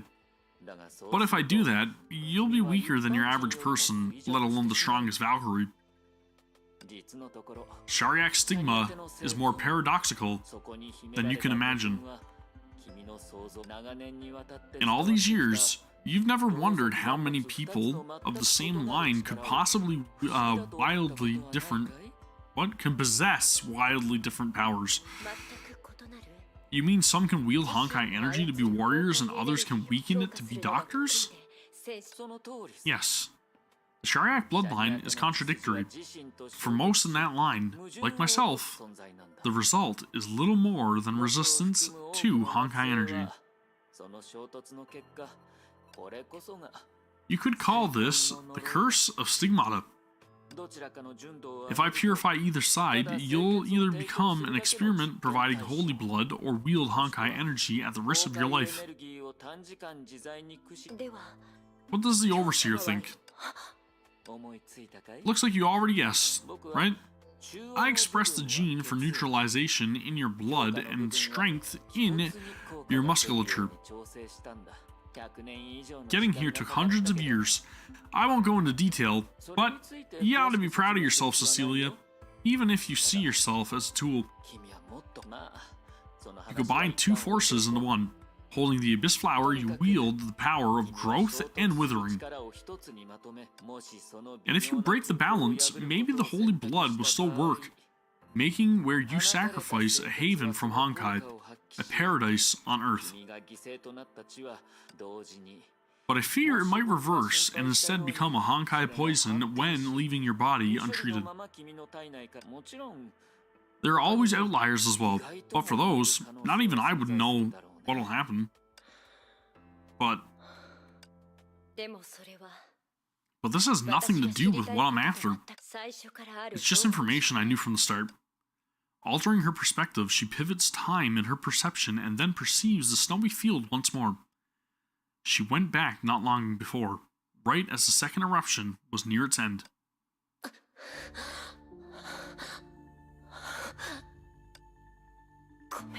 I'm sorry, Siegfried. I lied. This time, I cannot go back with you. I'm sorry, Kiana. Take care of your father when you're older. Holy blood unleashed. At the cost of more than half of her blood, the strongest Valkyrie went all out to deal a fatal blow to the absolute calamity. But as the outsider reading the scene right now, she didn't focus on the heroic deed.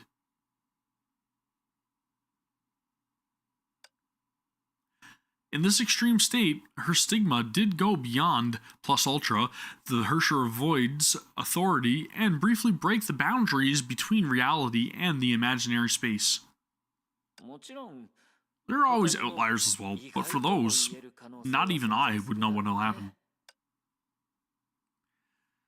The instant of imaginary space was connected, the entity known as the stigma space by humanity, first emerged in the human world. It first proved the descent of ideas as the byproduct of the stigma's curse on Shariak. That's me? Well, because of the second eruption, what I just saw was also If she had known no more, she might have been able to jump to the conclusion rashly and stay firmly convinced. But just now, the information she obtained with ease gave her a sudden fatal blow. On the mission to recover the sixth divine key, it was destroyed by excessive Honkai energy of unknown origin. After all, anyone familiar with the history knew, not long ago, the woman named Cecilia spread the sanguine flowers of redemption throughout the snowfield at the cost of her life.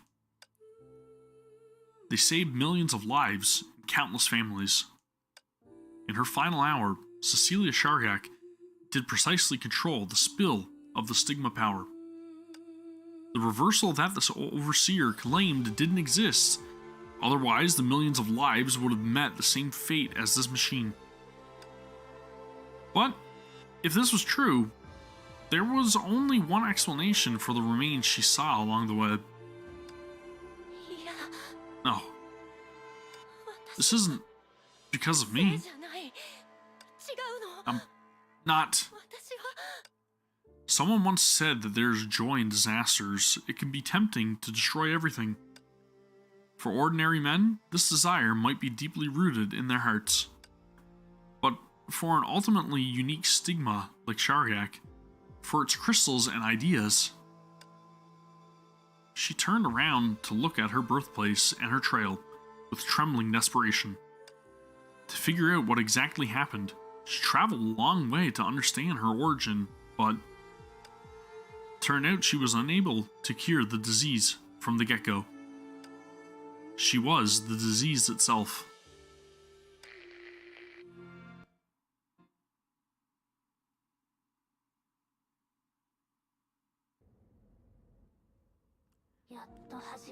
It's finally begun.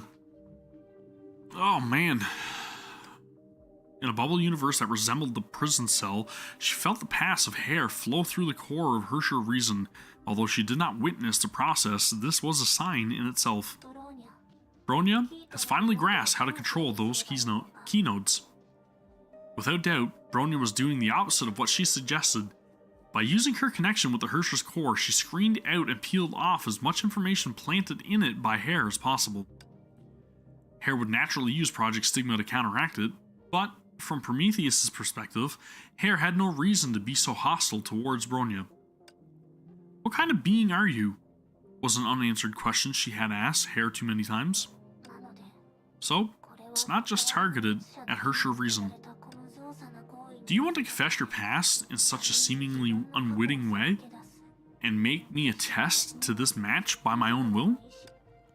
Although there was no actual chessboard, Hair and Bronya continued fighting back and forth. Mislin Shariak and Bronya Zacic that had both bet themselves on this strategic game. It's a battle of minds. Or memories, or whatever.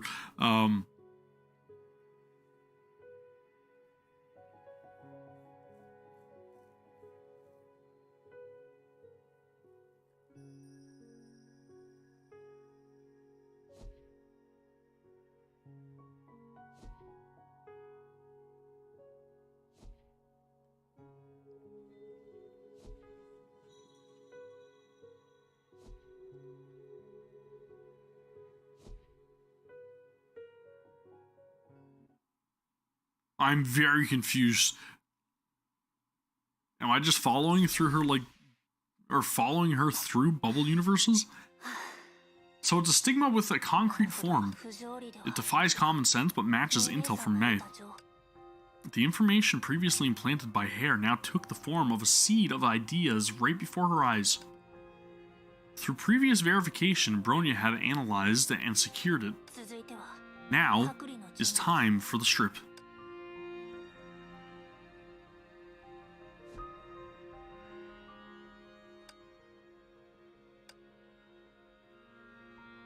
Seed of Idea, Legend of Cecilia Shargak. Of course, the memories before were connected to Kiana's mother.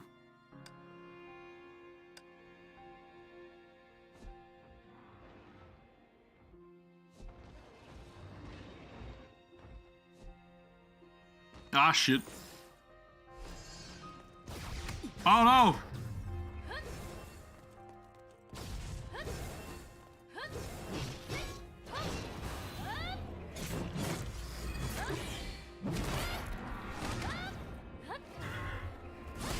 I can totally do this, right? No problems.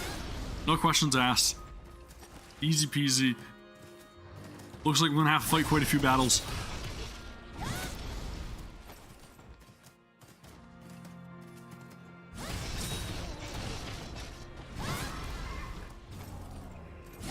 Come on, Benares, go down.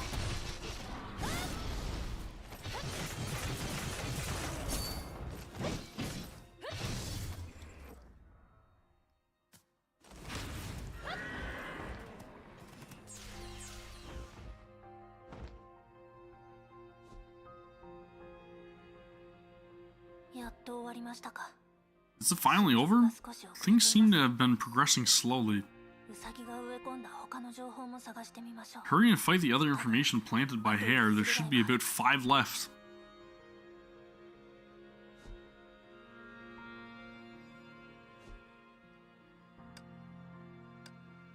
Enabled by special traits from her Hersher of Reason identity, Bronya once again accessed the fragment in front of her. I have heard people talk about the cruelty of hell. A place of despair and suffering with burning thorns everywhere and rivers of flowing sulfur. Every sinner is cast into the eternal fire and will burn forever for his or her transgressions. The greater the sins, the stronger the flames. It's a pain that transcends death. There's no escape and no end. But not without hope, though. Even fully prepared, he was still subject to heavy corruption from approaching the opponent. After a long time, he finally became able to open his mechanical eyes. Contrary to his statement, the snow falling down around him resembled ashes from heaven. During intervals of his speech, his eyes occasionally moved from the person in front of him to a window reflecting blinding sunshine in the distance. Amidst the dazzling light lurked a stalker. Grey Serpent had no doubt. The short distance made him curious, and he wasn't troubled. After all, compared with the idea before him, the Watcher was nothing. Keep going. That is, if you don't mind telling me this means another death for you. It matters not. The meaning of something can only become obvious after it's gone. Anyway, the sinners in hell. If someone could cry for them, the tears would drop onto the flames and slightly relieve the suffering. With sufficient tears, the fire might even go out for a while. Which is to say, you also believe on beyond redemption.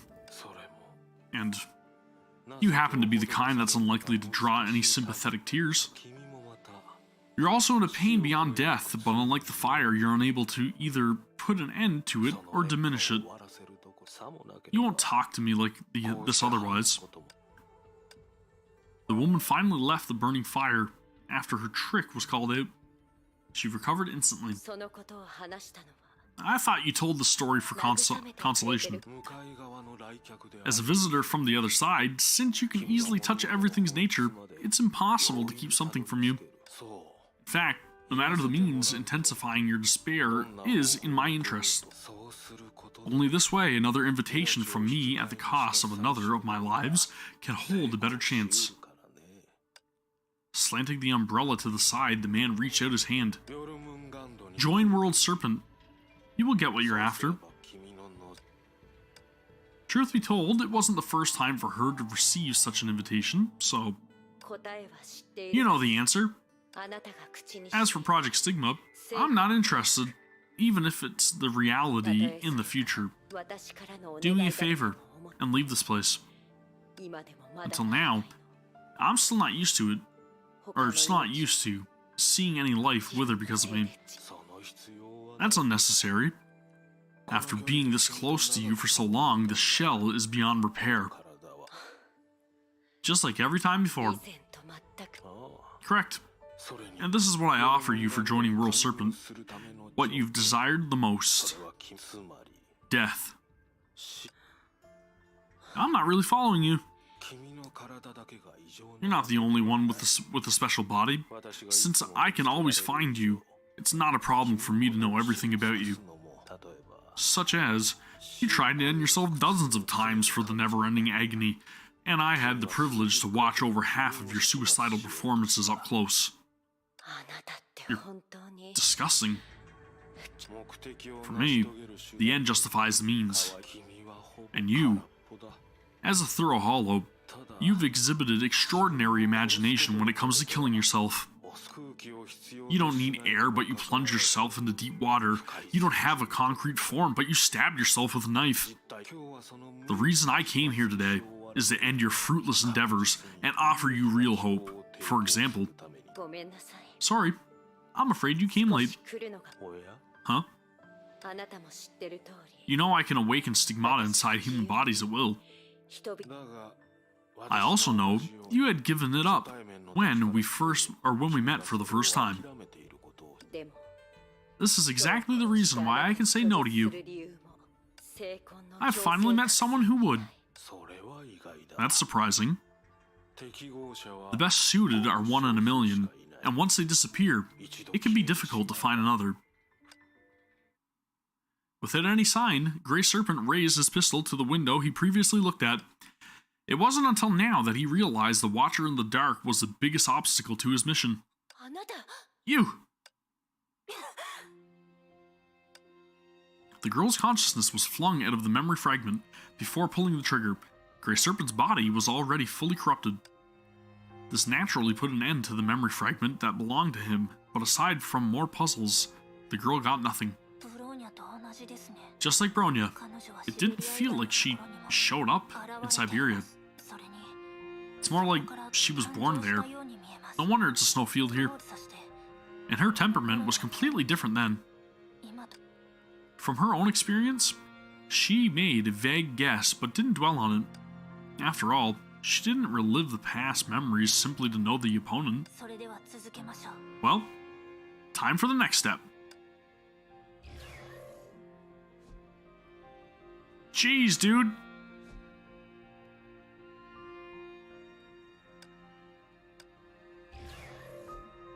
Alright. Okay, next enemy. Let's go. Oof. Asuka. Let's dance.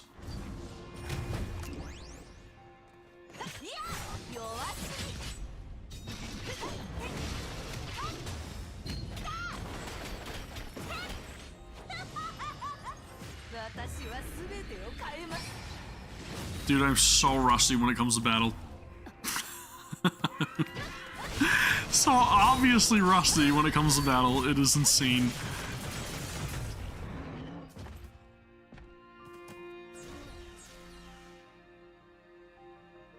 Alright, another one down. Something still doesn't feel right. Project Bunny, how many seeds of ideas are left?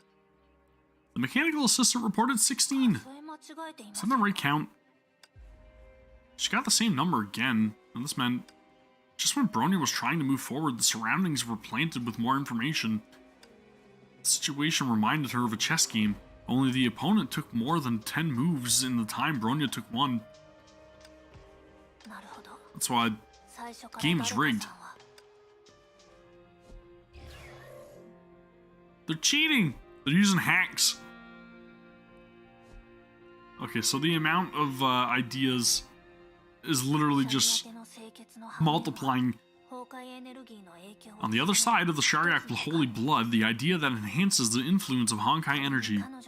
If she is the first idea the world ever knows, even though Siberia became a forsaken land, Shixel and Anti-Entropy should have noticed. The second eruption covered for her?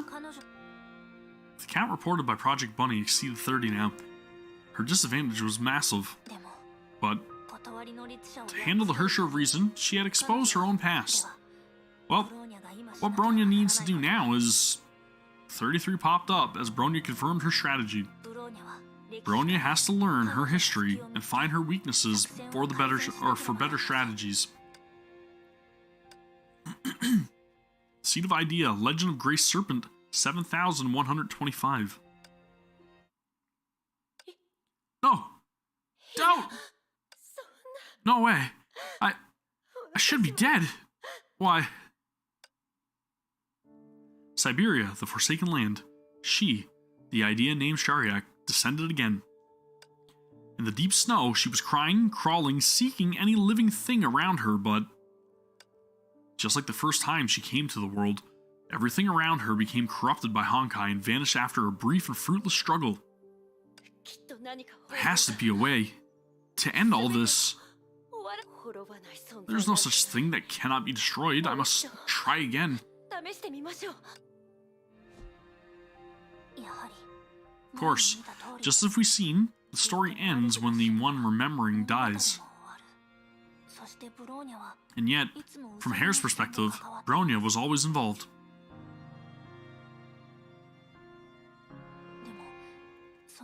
But if all this does is make her living worse than dying, how did she appear before us today as though nothing had happened?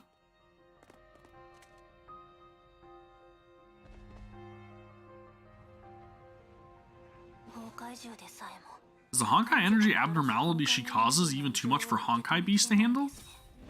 So I literally just need to run into them and they die? If she's a normal human being... I feel like this is a cop-out for just not wanting to give her action abilities to get our hopes up for a playable Cecilia possible. Come on, man! Y'all know we want it, right? Gotta have it. Obviously, like everyone reluctant to leave the motherland after the second eruption, the squad didn't tread onto this wretched land unprepared. Still, the increasing number of Honkai beasts far exceeded their estimation. In this soon-to-end battle, hardly anyone could survive. With a worried look, the woman stepped forward and seemed ready to leap down and help. But she didn't. Looks to me you finally learned how to handle it better after your failed attempts. Spoke a man standing in the storm alone with an umbrella and watching the woman who left a trail of hell behind. Judging by his casual poise, he had been waiting for a long while. I understand how you feel. After all, you're the very reason these Honkai beasts came to be. I don't know who you are, or how much you know about me.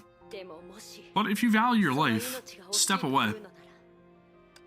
Her eyes returned to the battle in the distance, even though she thought she'd learned not to attach herself to any strangers. I've measured how far your influence can stretch, and I happen to be inside that distance. Death is an entirely acceptable price to pay to come before you. He shook the black umbrella he was holding. The mechanical side of his face faded in and out of view. The world thinks the outbreak of Honkai in Siberia is a residual of the second eruption, but that's not true, is it? Remotely controlled? You're not here? I'm everywhere. But according to the Maker, the body before you can indeed be called life, or even human. In fairness, I'd like you to also answer my question. If you're so convinced I'm behind everything, why ask questions you already know the answers to? I came here looking for a candidate for another mission. I didn't expect you to be my biggest catch. It's a shame it wasn't until today that I wasn't able to meet you. Your existence is unstable. It allowed you to go unnoticed by Shixel and Anti-Entropy, but it also made it harder for me to find you. Whenever I was on your trail, you'd involuntarily disappear from reality and return to the world of ideas. Stigma space. Don't be so surprised. I don't know much about it for someone that's seen the miracle of Stigmata. So, you're still unable to stabilize yourself? I shouldn't even be here. I should have completely disappeared. Didn't you find me in the end anyway? Because you and I are so similar. When it comes to self-perception, I'm a byproduct that should have disappeared by now, just like you. Except for my convictions and a great vision, I'm really just a businessman. Which is why I've come to see you. Business? Yes, I'd like to invite you to join World Serpent. If you're looking to use me as a weapon, you've got the wrong person. Beyond my own will, using me to try to hurt others will only end in you hurting yourselves. Oh? You misunderstand. You couldn't possibly be a more powerful weapon than Sire. As far as I'm concerned, it isn't what you are that matters, but what you can do. What I can do? You want me to activate the stigmata in humans? No, it's true that you can do this so easily that it borders on divinity, but World Serpent has this technology already. Besides, you two know the limitations of such a method. Barely anyone qualifies. So, what do you want from me? Perhaps something you yourself think is worthless. At this point, the man fell silent and looked out into the distant battlefield. The shrill cry of Honkai beasts could be heard in the distance.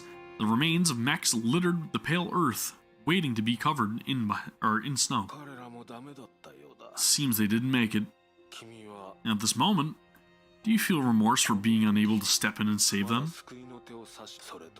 Or would it be better to see them die at your own hand, to help ease the guilt? Step in and save them? In the beginning, I tried to lock myself away where humans couldn't tread. Oh? You didn't know that the augment you brought about would lead to a steady stream of Honkai beasts? Yes, until I learned of the chaos they wrought. If my senses were like ordinary people, I probably would have kept myself comfortably imprisoned there. But whenever I reappear, pain, suffering, death, these sorts of things keep appearing. It hit me that even though I barely existed, I was the source of so much disaster, and then I left and tried to make amends with my own hands. Normal Honkai beasts pose no threat to you. Of course. But you can guess how things turned out. I was able to save them from Honkai beasts, it's true. But in my presence, death always found them. No one was spared. Perhaps it's too bold, but I don't think anyone should be blamed for their talents. No matter how you put it, I'm still Shariak. Don't you get it? She is the embodiment of relief. She could never just forgive herself like that. So, that's why you wanted to awaken stigmata in humans, so they wouldn't perish in your presence. I would have preferred never having that thought. It's not difficult to see why. It was, in the plainest sense, a massacre. If I was born a curse, I made myself a monster, by my own hands. What could you possibly want from a monster like me? What could you get out of it? What I really care about most, you did not even mention. As far as you can tell, it was all just a needless expedient. And even if a precedent had been made, I'm still not certain you can really pull it off. So, my life's true purpose should now be revealed. Purpose? An act.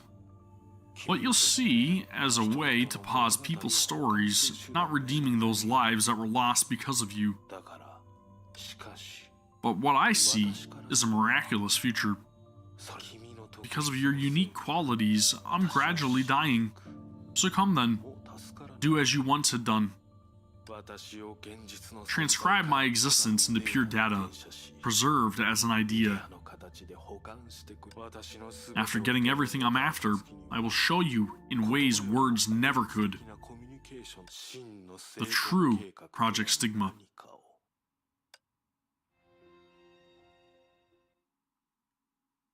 interesting. What secrets could he hold? So he just wants her to eliminate him, I guess? Or not eliminate him, but essentially absorb him.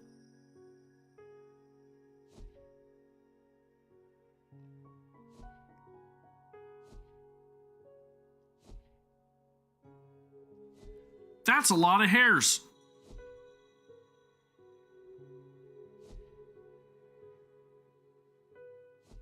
How do I know which one to follow? Jeez.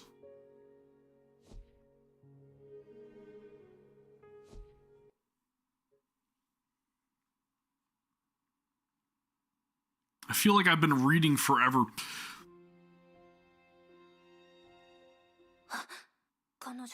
She's the key to Project Stigma, no?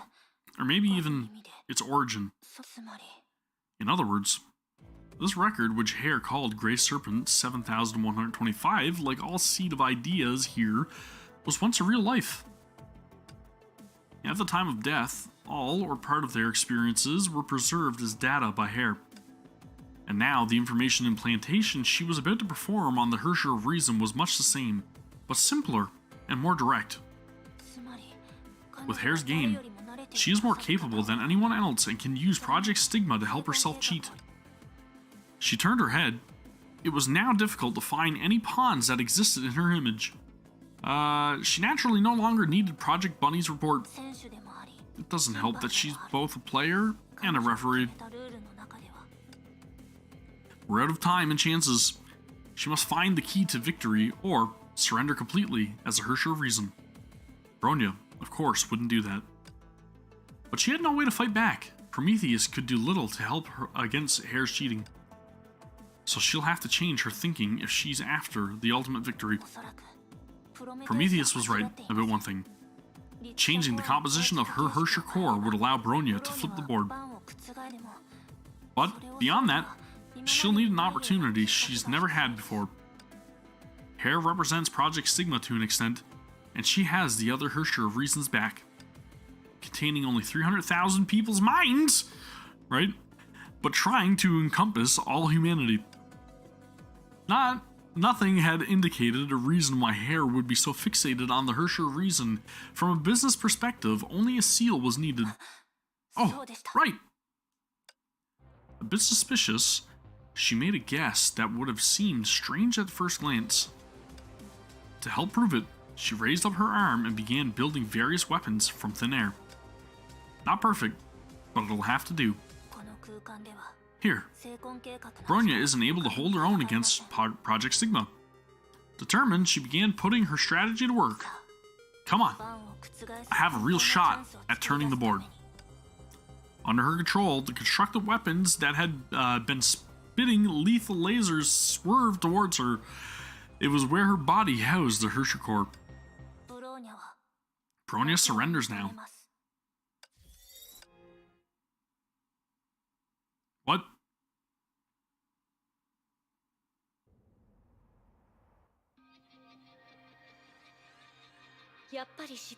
Another failure? For me, her, and Bronya.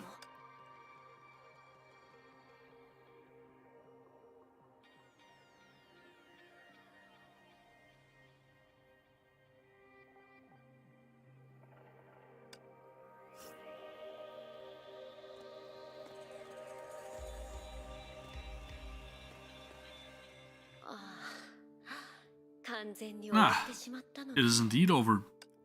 At this moment, amid her perception, Bronya's resistance completely disappeared. The Hersher of Reason's power was now completely in World Serpent's hands. She must have thought I was playing with her until just now. But to Hare, when Bronya became aware of the game and made her move, it was checkmate. For her, she needn't fight against it tooth and nail. She could look back on her past without fear. And so her present self's desire for the Hersher of Reason is solidified. Solidify! All she ever needed to do was distract herself to reclaim what was lost. With Project Stigma, that was easy. Was I not thorough enough? Perhaps if I had shared with her the story from the beginning. But Holding back a flood of thoughts, she turned to see the geography of the memory. Siberia, the girls. I hadn't come back here since then. Just like Bronya, who had hacked into her own memory, her vision moved beyond her control, causing her to laugh bitterly. Even though the record is my own, I can only see it from the perspective of another me, just like that child. She thought of those who had once seen her here, and the regret in her heart continued to grow. I thought I could bring news about your family, but even if I could... She begins speaking through her action. She completely cuts herself off from her past, making her consciousness a complete outsider. She knew the present her had no say in what would happen next. But, as chance would have it,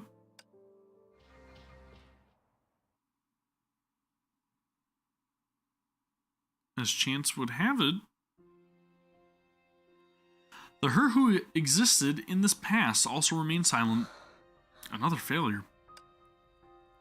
Once again, simply because she was cast into the real space, this human settlement was reduced to a ghost town in an instant.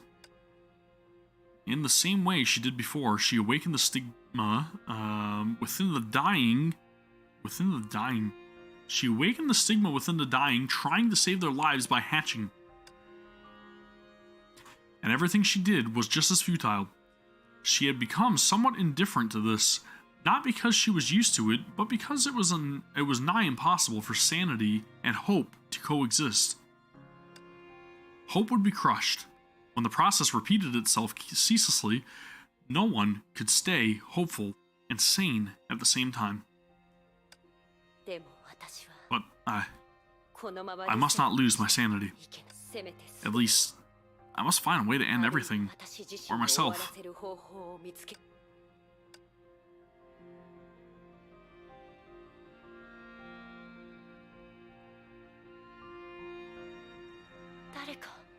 Is anyone here?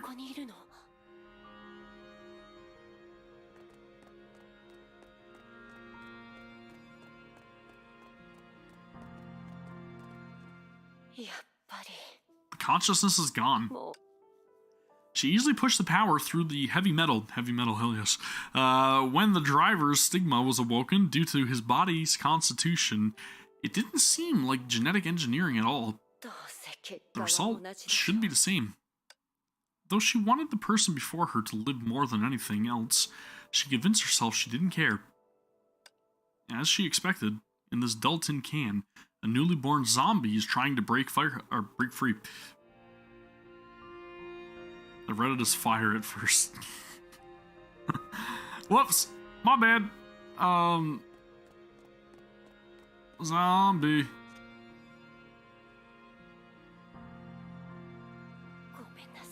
I'm sorry, I can't do anything.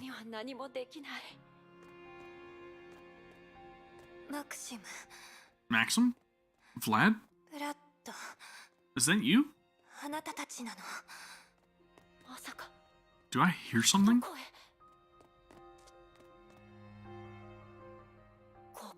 Here.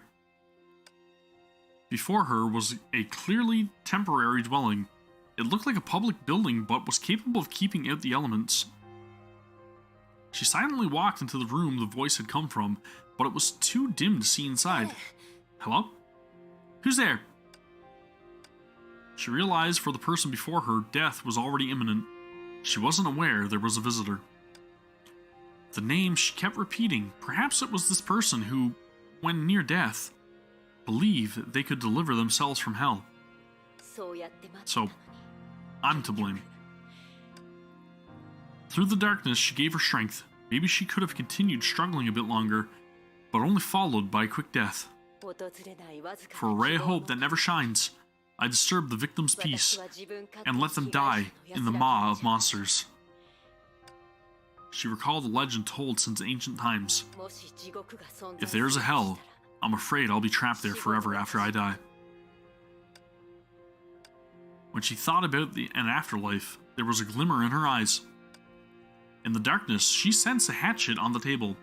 In harsh Siberia, a tool like this can have many uses. Using it to stroke her throat without leaving a single cut, she wondered what angle to slice from this time.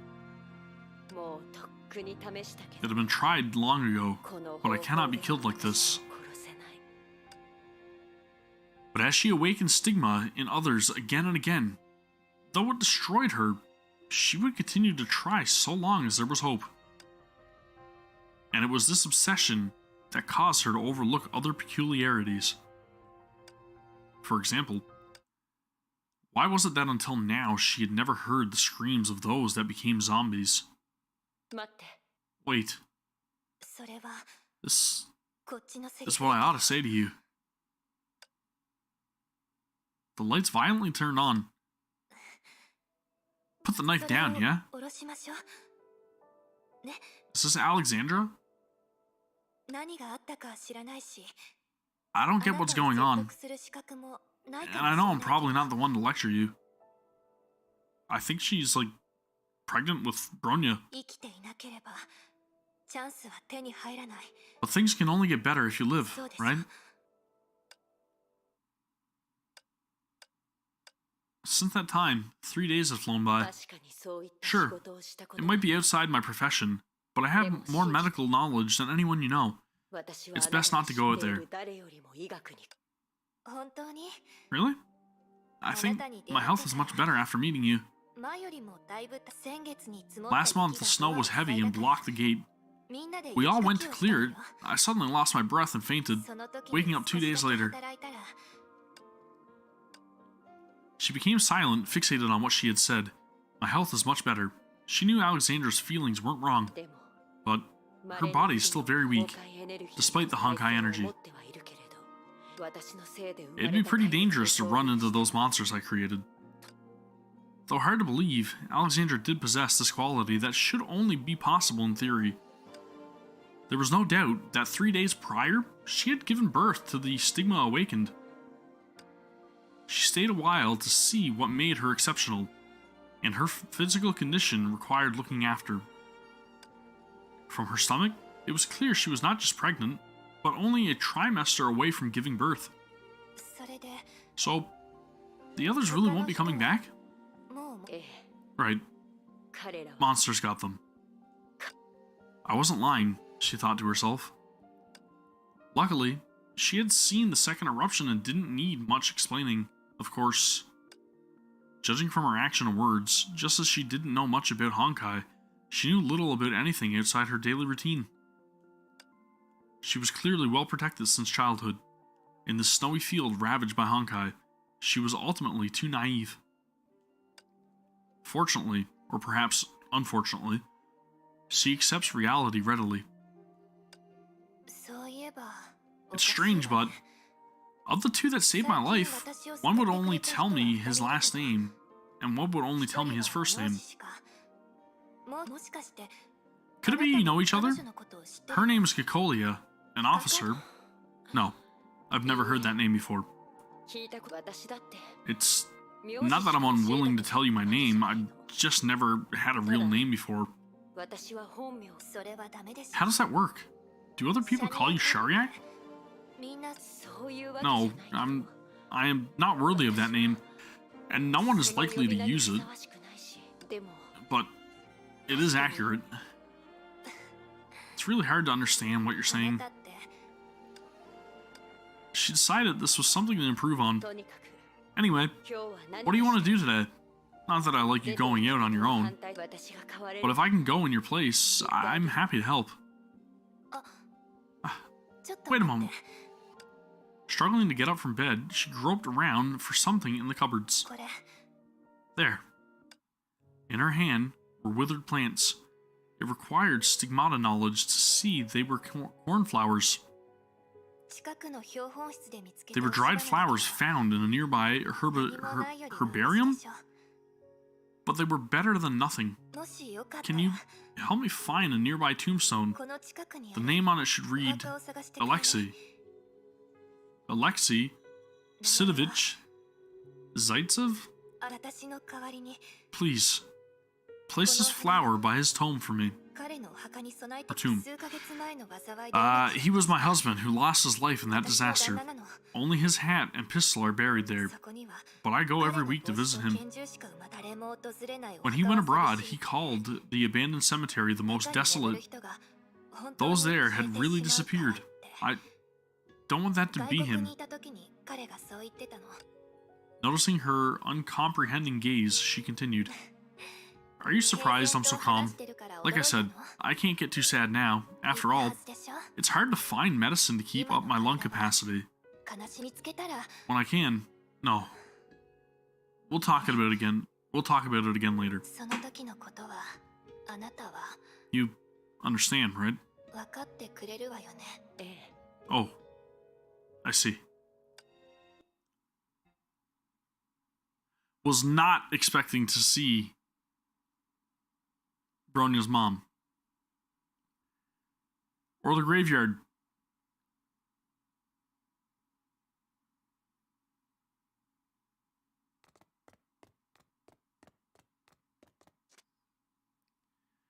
Gabriel Bogdanov. We don't know his original name. That's his Russian name.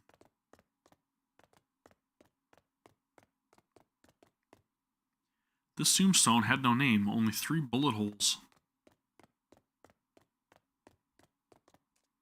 Alexei Sidovich. Is that right?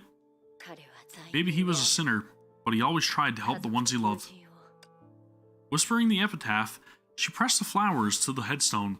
She didn't know why humans did it, but she thought she ought to. It was all vanity compared to transcription, preserving thoughts and experience as much as possible. Stone slab with a summary. Vanity. Just like names. So important and yet unable to store any meaningful information. Go back. Still have things to explain to you.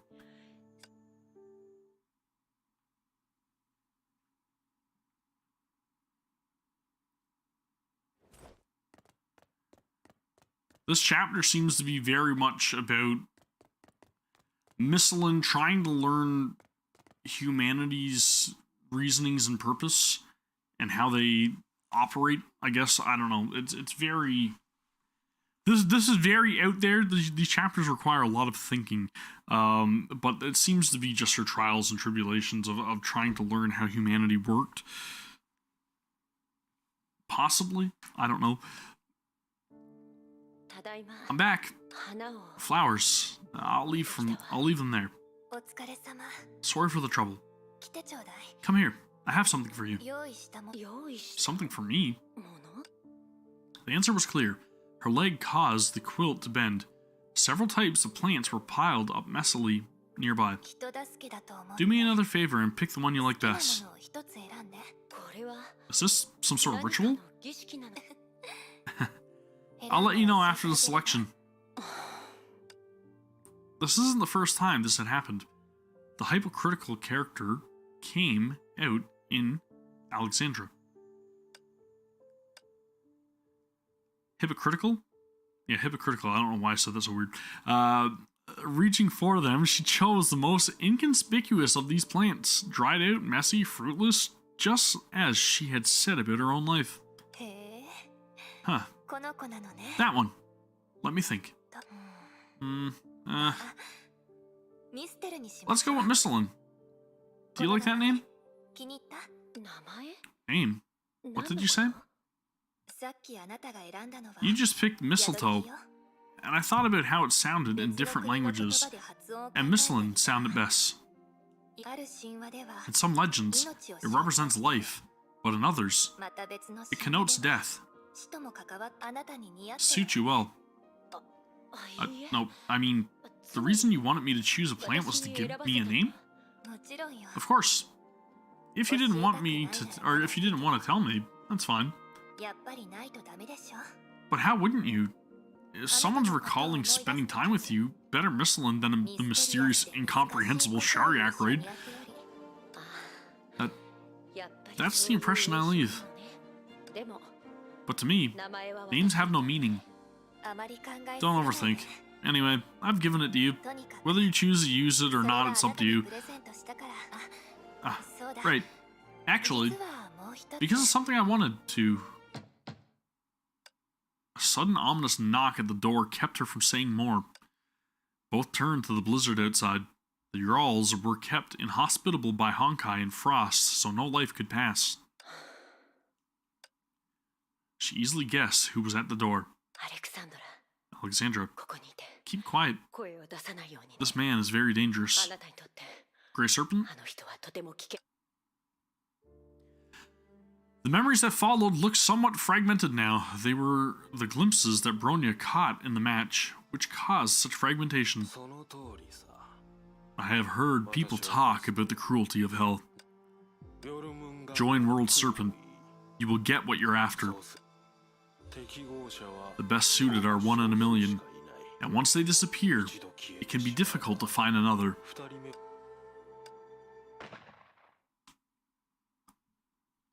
Bam! An unexpected shot rang out. Thinking about the man that shot her, Alexandra seemed stunned. Right as the callous will was about to dissipate, his finger pulled the trigger under his own inertia, firing a bullet at her as she hid.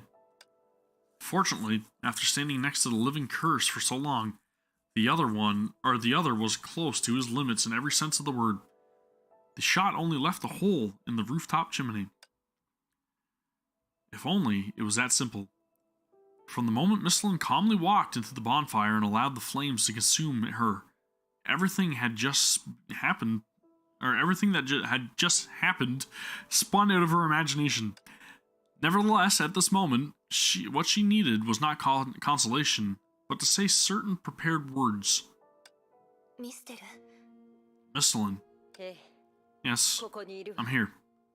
No one will ever hurt you again, I promise. Thank you. But do you remember?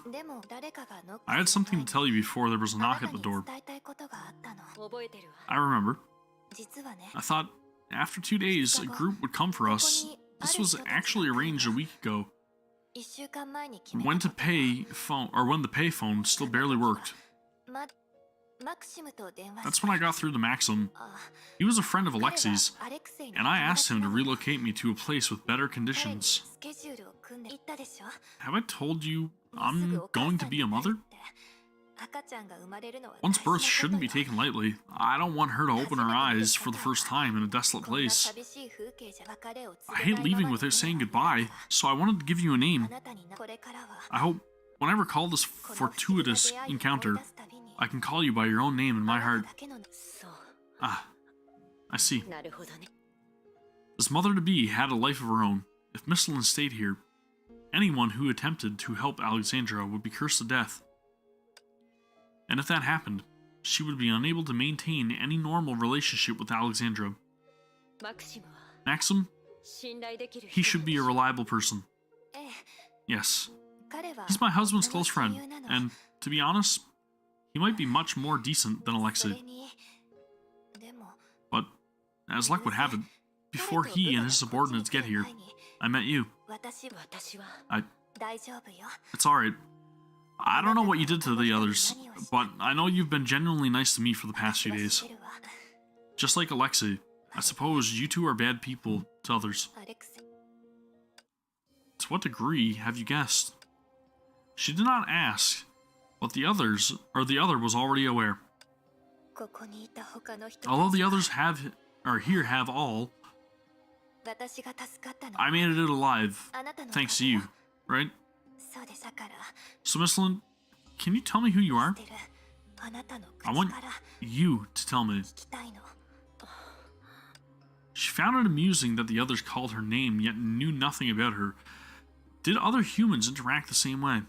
She did not know. In conclusion, you can think of me as a living embodiment of death.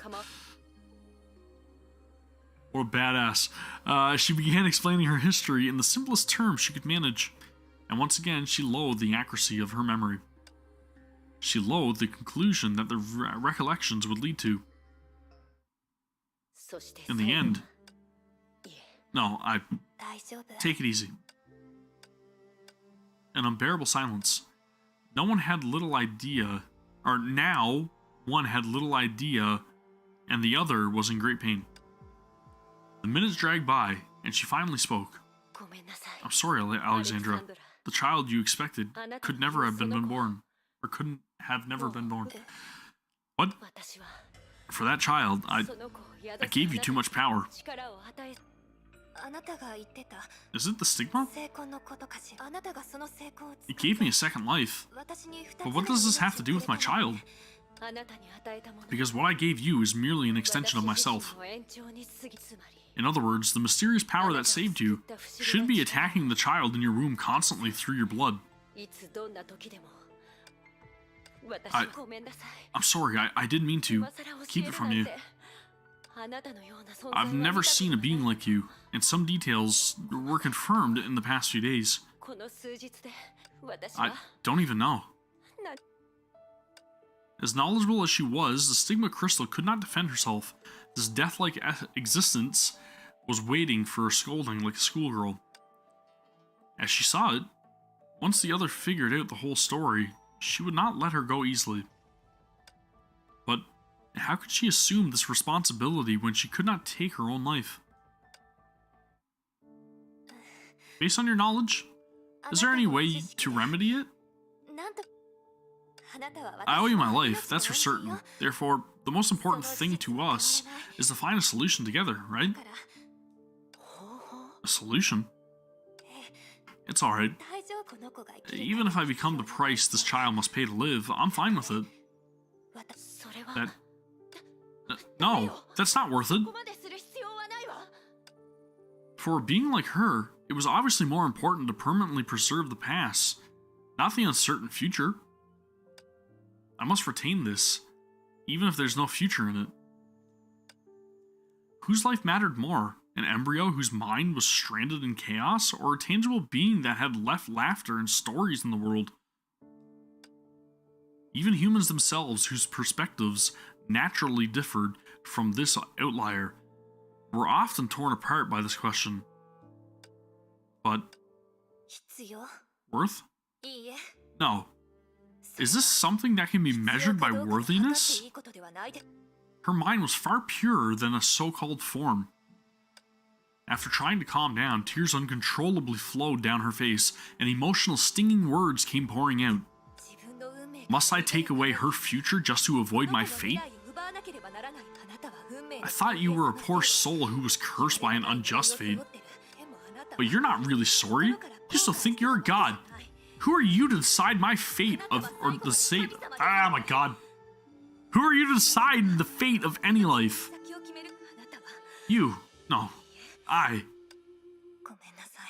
sorry. She softened her tone. This woman, for all her flaws, would never hurt others unless it was necessary. I would trade my life for my child's. Judging by your reaction, this is the only way, isn't it? I know if it weren't for you, my child would probably died with me long ago. Everyone's been through so much recently, I can't bear to think about what happened. I know those events were arranged by fate and thus can't be rejected or changed. I'll convince myself not to go deeper into them. But now, if there's an opportunity to change the situation, I want to seize it so what I can cherish can live in this world. Michelin did not refute. How Alexandra treated her child and how she treated Alexandra was exactly the same from perspective. The stigma. If you can awaken it, surely you can put it to sleep again. Do you know what you're talking about? Of course. If my body gradually recovered thanks to it, I won't be so lucky after this, right? It'll be back to not finding any medicine. After pushing countless lives to death with her own hands, she refused to let the only hope before her go.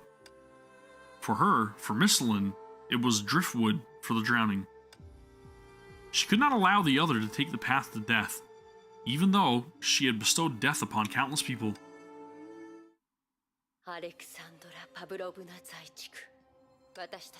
We see the world very differently, so I won't refute your ideas. Instead, I'll clarify your gains and losses in human terms. I admit I'm the cause of all the problems at hand, but at least on this occasion, your decision isn't responsible enough. Responsible? For a mother, giving life is the humblest beginning. I don't think you've taken what will happen next into account. Your father has died, and you don't value your life? How will that child fend if she's all alone? Maybe you haven't given the world outside much thought. Ubiquitous Honkai, unpredictable people. Do you have any idea what will become of her? I don't want to make cruel assumptions, but the truth is, this world isn't nice. She could end up in a gang and be raised into a merciless killer, but just after doing 1 or 2 jobs, she could get gunned down. Or she could be exposed to Honkai accidentally. She'd survive it, but the disabilities it inflicts would ruin her life. If the life you've given her is suffering, what would she think? You're right. Nobody wants to live to suffer. But maybe, when I can't go on, somebody else will take her in as a family. Or maybe after she grows up, she'll make several true friends who will steer her in the right direction. If all goes well, she'll find her passions and turn them into her career. Misslin, I know there's no point in arguing now, and nobody can predict her future. But it's still her future. Even if it's uncertain, it must have a meaning of its own. Yeah, as you said, I can't do more for her, and that's my fault. But how can I rob her of a future that she may have? Let's get started, Misslin. In any case, you didn't deny you can restore everything. If this drags on, I might actually regret it. Dude, she's a mother through and through. Like, Alexandra, top-notch, awesome character. Even though it's only been a short introduction, essentially, you know, outside of the mangas and all that stuff. Fantastic character. Exactly what a mother would do. Very well written. Regret? Of course. Who do you take me for? An elder who's done living? I haven't done many things I want to do, nor own many things I want to own. Nurseries where I can pick flowers all year round, a trip to Machu Picchu, halfway across the world, diamond necklaces, a new dress every day, the list goes on. I'm not the type to lose hope in the world. I know it's beauty, and I want to live, but... Misslin, hurry up. If we let regrets multiply, we'll end up killed by regrets. I'm just like you. I find lifeless life worse than death. The conclusion made sense, but she still felt confused. Do you remember what you said to me when we first met? You can wait for an opportunity as long as you're alive. What made you think you can convince others of a moral you don't practice? That's the moral I gifted to you and your child. So, I can't take it back. The conclusion still made sense. But she felt even more confused. Misslin? The other called her softly, pulling her back to reality. Let me tell you another story about Alexei. Before we got married, he took me to the National Cemetery to pay respects to the soldiers who died for our country. A boring man, isn't he? I don't know why I fell in love with him later. But that's not the story. A national cemetery, you can picture it. Tens of thousands of people buried together, each identified by a small plaque, and sharing the epitaph on a towering monument. Here dead lie we because we did not choose to live and shame the land from which we sprung. Life, to be sure, is nothing much to lose, but young men think it is, and we were young.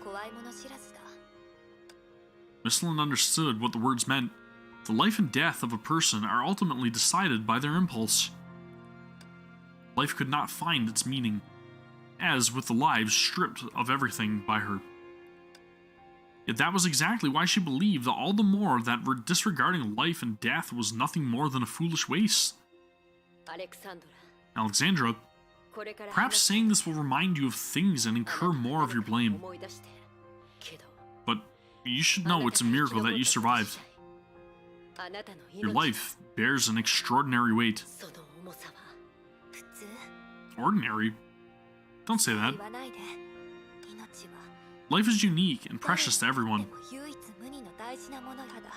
But even the most precious thing has its use, or it will lose all its value. Just like now? Yes.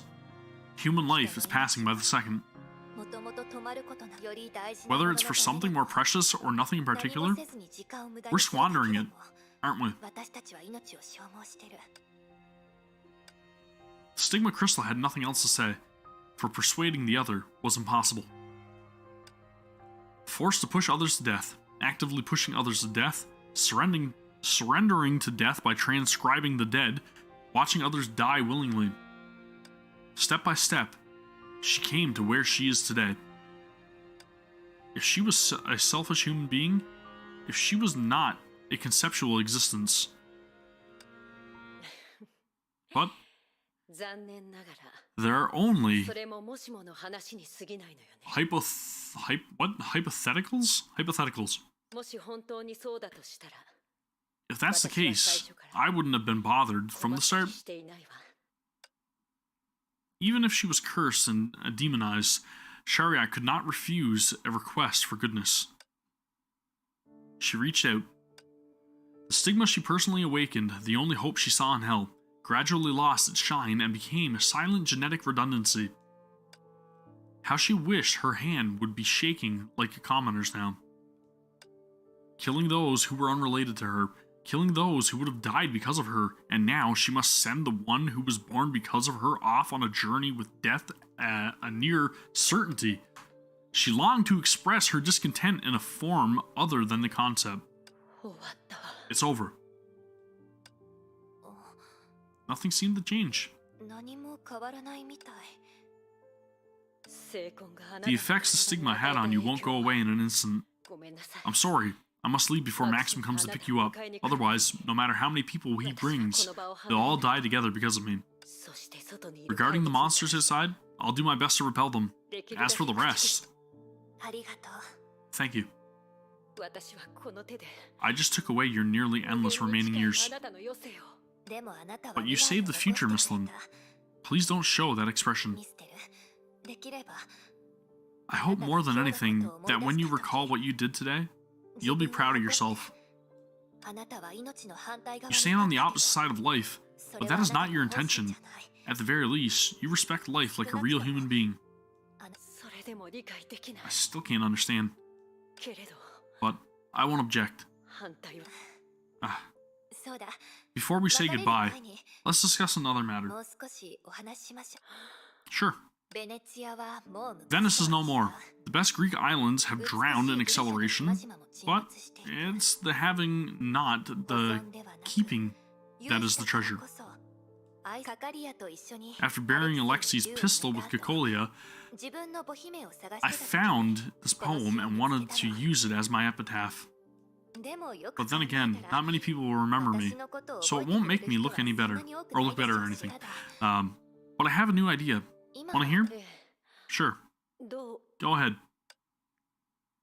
However, just as humans could not reverse death, darkness suddenly erased everything without warning. Alexandra? For the longest time, the stagnant darkness was what she craved the most. Whether it was for an hour or a month, it meant she could escape reality and stop hurting innocent lives against her will. Yet, its coming at this moment was what she wanted the least.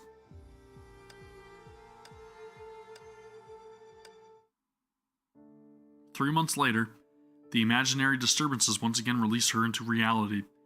It was as if fate was mocking her, The familiar tundras of Siberia had been decorated into a colorful paradise by life. It was the end of summer. The forest she passed by fell into dead silence. Although she was aware of her characteristics, the first thing she did was set out to find Alexandra.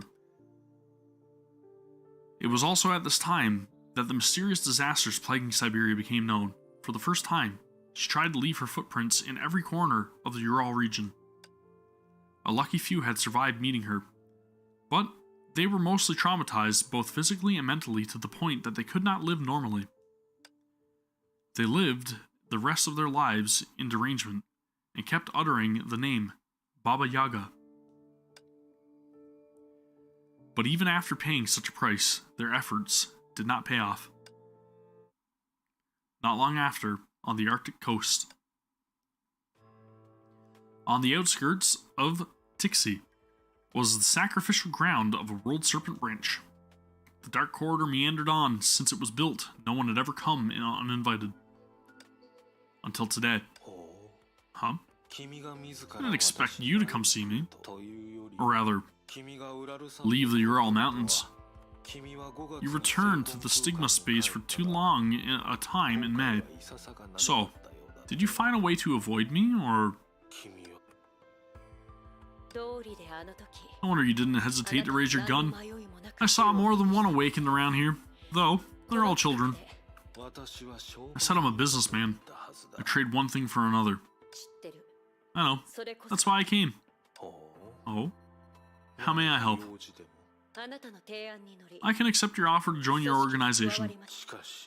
But you need to trade with me. Yes. But I need to make one thing clear. I don't have the means to avoid you. That also means, in this world, perhaps there's nobody you can't find. It's not that easy, but I can guess who you're looking for. Is that your condition? Yes. I don't need to see her. You only need to check on her for me. Why must you deign to trade with me for something so simple? If you want to take one thing at a time.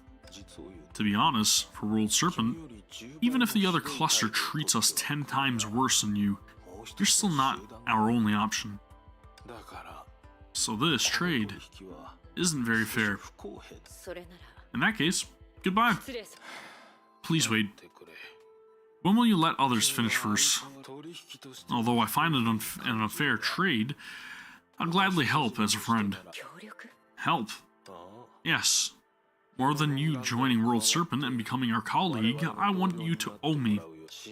Don't worry, I rarely make undue requests, and the day I need you may not come.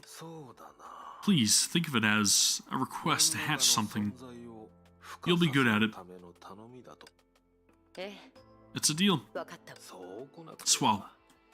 You have a gift of business, it seems. Grey Serpent, I've been curious about something. I've transcribed many different U's. Are those numbers their names? Yes, including mine. 1904 means I'm an outdated model. I'm surprised you're curious about such a matter, though. Nothing. I'm just trying to remember what I see in another way. Just trying. Then, it's goodbye. 1904. A year flew by. The autumn went and came. The most merciless and merciful quality of a law is that it repeats itself without change. As for the human she was looking for,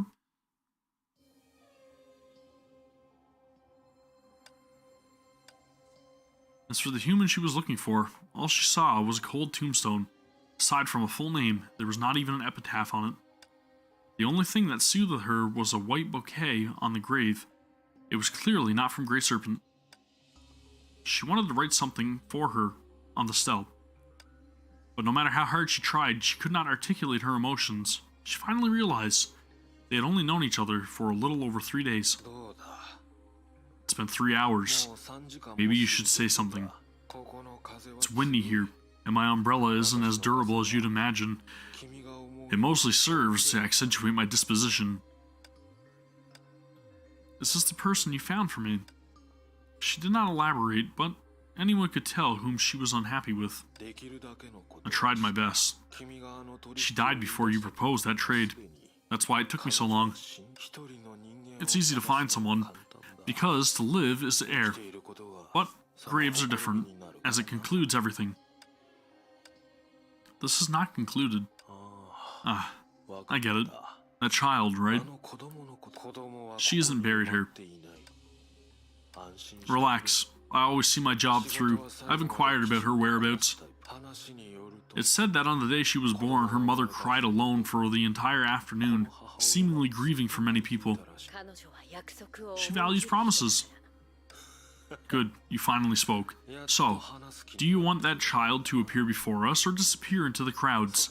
If it's the former, I can do you another favor. She's alive? You don't believe me. Is that surprising? What about her resistance? Is it like her mother's? No, she's not special. I'm afraid she'd die the moment she memorizes your face, let alone spending 3 hours with you under an umbrella. Feeling sorry, aren't you? For her, having connections with you isn't a gift, but a curse. Aren't you wisecracking too much today? Hey, I thought we were old friends. Or do you prefer those gray serpents with with newer numbers? You must think a mother on life-sustaining medication in harsh Siberia is unlikely to give birth successfully. It's a pity that the surviving child is painfully average. I managed to collect a sample of her metabolism.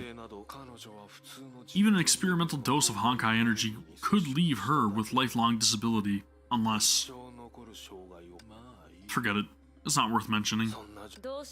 How do you know? Do you actually think an average person can become a Hersher? She fell into long silence again. When she parted her lips, her tone changed subtly. Grey Serpent, do you know how many lives I've transcribed to this day? Do you know how many stigmata I've given and taken them back? The number's nothing compared to Project Stigma. You're wrong. I'm not bragging about my accomplishments. I'm obliged to preserve the stories that have ended, even if there's no future in doing this. But after recording so many lives, I've only discovered one thing. Ideas shape reality quietly, and it's seldom the other way around. A stigma can easily change a human, but I've never seen a human change a stigma. You think that person did it? I can't confirm. In fact, I can't even transcribe her fully. But since you said that child is perfectly average... Grey Serpent? I'm afraid I was wrong. Too wrong. That depends. The man shrugged, unclear as if it was out of duplicity or nonchalance. I don't intend to persuade you, so... Grey Serpent, what will happen to me when Project Stigma is really completed? First of all, the 16th version of Project Stigma may not be implemented as a colleague of mine is still trying to implement the original version. It is an incredibly depressing story. Of course, should you choose to join, she wouldn't know another direction has been taken. All in all, I don't want her to get herself killed by running up to you. You have the freedom. That's good to hear.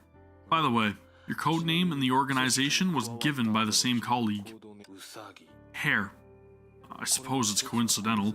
She doesn't know what you've been through, yet she wished for your rebirth. The woman frowned, making it clear that she did not appreciate the name.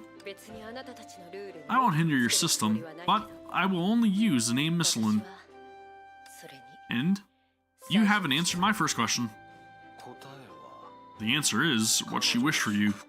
After all, your birth is an accident. What exists here is an imaginary concept, not a real Stigma life. When Project Stigma is officially activated, as part of verification, you'll be given the chance to transcribe yourself, die completely, and be reborn. Unlike the commands to be executed on the other subjects, or objects, The result of transcribing yourself, she will have the same form and similar abilities as you, but she will not be you. The curse haunting you will naturally cease to exist. She will know your past, but to her, it will be a forgettable song in the wind. Rebirth, huh? She remembered the dried specimen she saw when choosing a name. Hair is apparently a better name for her. Of course, it'd be fine if she likes Misslin as much. For the current me, knowing I have a chance to really die is enough. And before that, World Serpent has more than enough places to confine people and is fully capable of killing off the Honkai beast you spawn. Actually, you see, I'm still the old 1904. After being in contact with you for some time, hasn't World Serpent slowly learned how to avoid your influence? But the past hasn't really passed away from me. That I understand. If you call yourself Shariak, you'd never write off your past sins just because you found a way to rectify them. Let's get back to the organization. On rare occasions, World Serpent will delegate fieldwork to you, only if you volunteer. Such as the first job you're about to do. You can't wait another minute? Of course, because it's not any job. World Serpent needs someone to go to the mouth of the Yukon River promptly to inspect a similar existence. Similar existence? To whom? You. You've always been active in Siberia, so you may not know much about the Honkai outside, but there is an abnormally stubborn being among the Herschers who resembles you. I'm not interested. Hear me out first. It's not too late to reject after. In reality, because there was an exemplar like him in the past, we immediately tried to recruit you when we discovered you. Was he also a heartless killer? An abhorrent monster? Not at all. In contrast, he was widely admired, and even became a form of spiritual legacy. See? You should hear me out before you refuse. How dare he, don't you think? Cut to the chase. Who are you talking about? He's the same as you.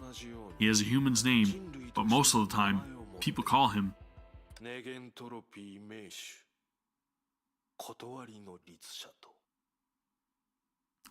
Welt. Welt Joyce.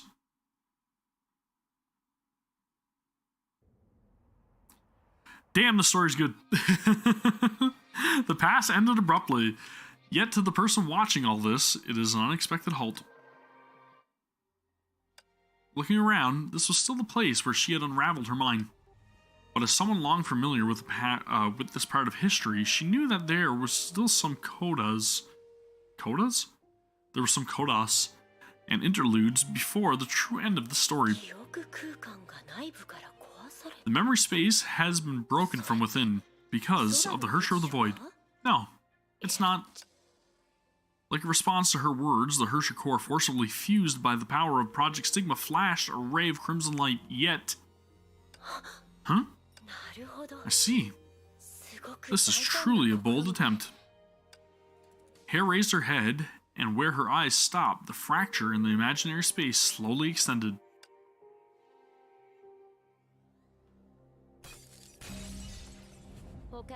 Welcome back, Bronya Zajczyk. At least, you've never let me down. The girl who had just surrendered finally returned to reality. As expected, the core already belongs to you. No, it belongs to everything about Project Stigma.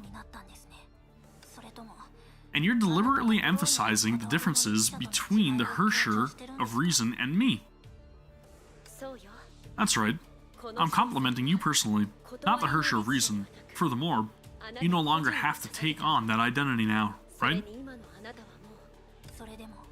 Bronya still wants to reclaim the Herrscher Reason's power. But if Bronya continues to drag it out with you like that, there's no way Bronya can win. If seen as a game of chess, the most rational move would be to destroy this space and overturn the chessboard. And if it's impossible to do that now, then it's best to surrender immediately and divert the battle to prevent wasting any more time. So, by bombardment, Bronya broke all connections with the core and temporarily gave up the Herrscher Reason's authority. And because of that, Bronya escaped from the restraints of the specialized space as a normal person. But you've resisted for so long, simply to stop me from taking everything of the Herrscher Reason away, no? Since you're using Project Stigma's power to play dirty, returning the reality is the only way now. And if a person can't accept losing something, then he does not actually possess the ability to protect that something. That's indeed a mistake that I would have easily made in the past. Alright, more or less. You also know what kind of existence I am, to create the same kind. That is why Project Stigma needs me. Simple as that. Obviously, that was a lie, but the girl before her did not know of the relationship between her mother and Hare, and so she could not suspect that reason. I've always wanted to help you. I truly do. But once we touched upon the crux of the issue, stopping Project Stigma, you definitely won't give in. You're right. But even so, Bronya cannot understand. Why are you so persistent solely about the Herrscher Reason?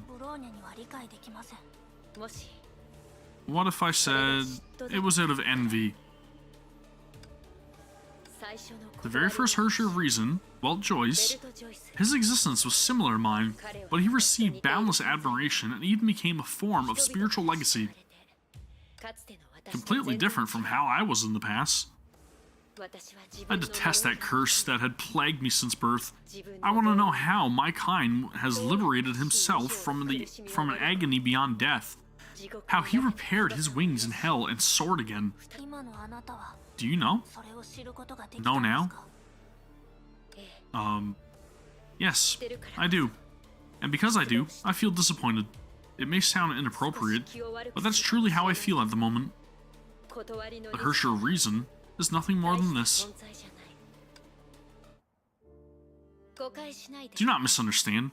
I respect him very much. Today is the day that the Divine Tyrant shall be devoured. He put no shame to the title of a hero. He was an excellent human. But it is precisely because of this that to me, his existence is ironically nothing more than this. He did not liberate himself from the pain I once felt.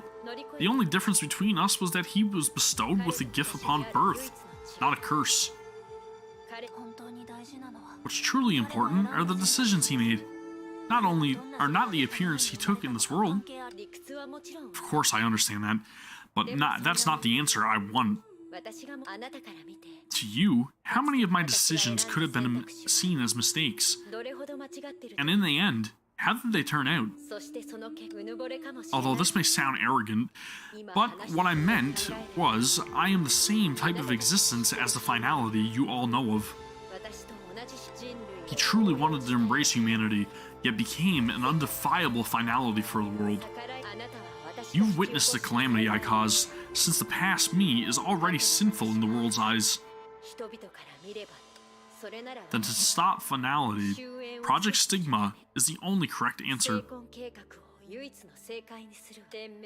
I know that the Schicksal and Anti-Entropy have plans that can endure this, but forgive my candor. Those are but wayward methods that encourage humans to fight endlessly against Honkai. Then, in comparison to how I was in the past, what's the difference?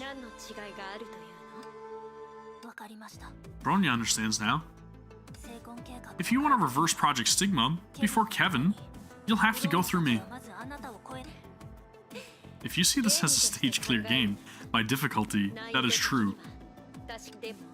But if you're talking about our attitudes, I'm afraid I'm no softer than the Sire. So, what do you plan to do next? Successfully returning to reality? That's worthy of praise, but at the same time, you'll lose the only power that you can rely on. A crafty glint subtly flashed through the girl's eyes. Before considering that, since you've already completely taken the Herrscher's authority, you can return the remainder to Bronya, right? Remainders? After some thought, she understood what she meant and looked toward the dim core floating between them. Oh, you mean this crystal? Sure, take it. It's a Serera left behind by a noble hero, so it should be kept safely. Stepping forward, the girl took the momentous crystal back. Long ago, it had constantly imposed definitions on the girl, but today, it's but a lifeless object. Just as the word Serera connotes, it's only a keepsake now. Even if I wanted to return the Herrscher's authority to you, it's impossible to do that anymore. As you can see, the 300,000 thoughts that make up the Herrscher of Reason have already fused into Project Stigma. They can only become seeds of ideas, but can never gather back inside this core. Bronya understands, but that's not important. Bronya just needs a kind of symbol. Huh? Actually, it's not just you. Bronya also feels curious about how the Herrscher of Reason exists. Attaining this legacy does not mean that Bronya truly understands this concept. And on another hand, the more important thing is, if Bronya had shown how important the core is to me, it wouldn't be so easy to get it back now, would it? Important? You... At this moment, she suddenly recalled something. Bronya chose a despairing method to escape those memories. That was the truth. But in that case, when she returned to reality, where did that ray of light instantly glow from the shriveled core come from?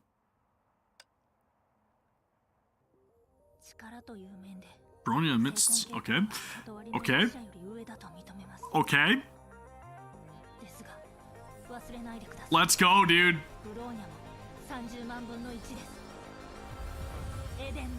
Hell yes! Badass. Absolute badass. Amazing. Simulated metamorphosis. I believe Prometheus said that. Regardless, after receiving their acknowledgement, you are now a part of the cluster of consciousness. After reclaiming the core, although there's only 1 out of 300,000 of its past powers left, but by property, you are still the authentic Herrscher of Reason. She looked at the weapon that appeared in the girl's hands. That was the greatest proof of what she said. This is simply what Mr. Yang did before, leaving mechanical memory inside his own body using the distributed construct of the core. Even if the powers are trivial to begin with, thoughts can rebuild within us. But even if you say that, in terms of powers, you haven't grown at all. Indeed. If Bronya had to fight against you, this much is probably insufficient, but practically speaking, looks like you made another poor judgment. Since you're so courteous to Bronya, I hope you'll welcome them too. As she spoke, the imperceptible space fracture began to extend. After she thoroughly understood the threads, she could tear the net that trapped everyone in, with her trivial yet familiar authority. Thank you, Bronya. Thanks, Bronya.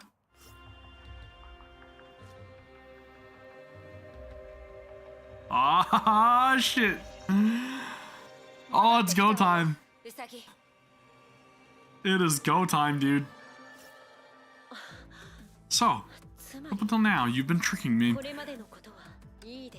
Fine. It's 1 against 3 again. People say the same move won't work twice, and I'm out of ideas. You don't have to act modest. You exploited Project Stigma so you could play dirty.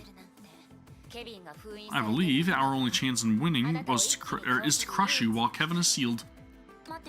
Wait, May. What? The pseudo black hole is long gone. Kevin, you should have left the runes.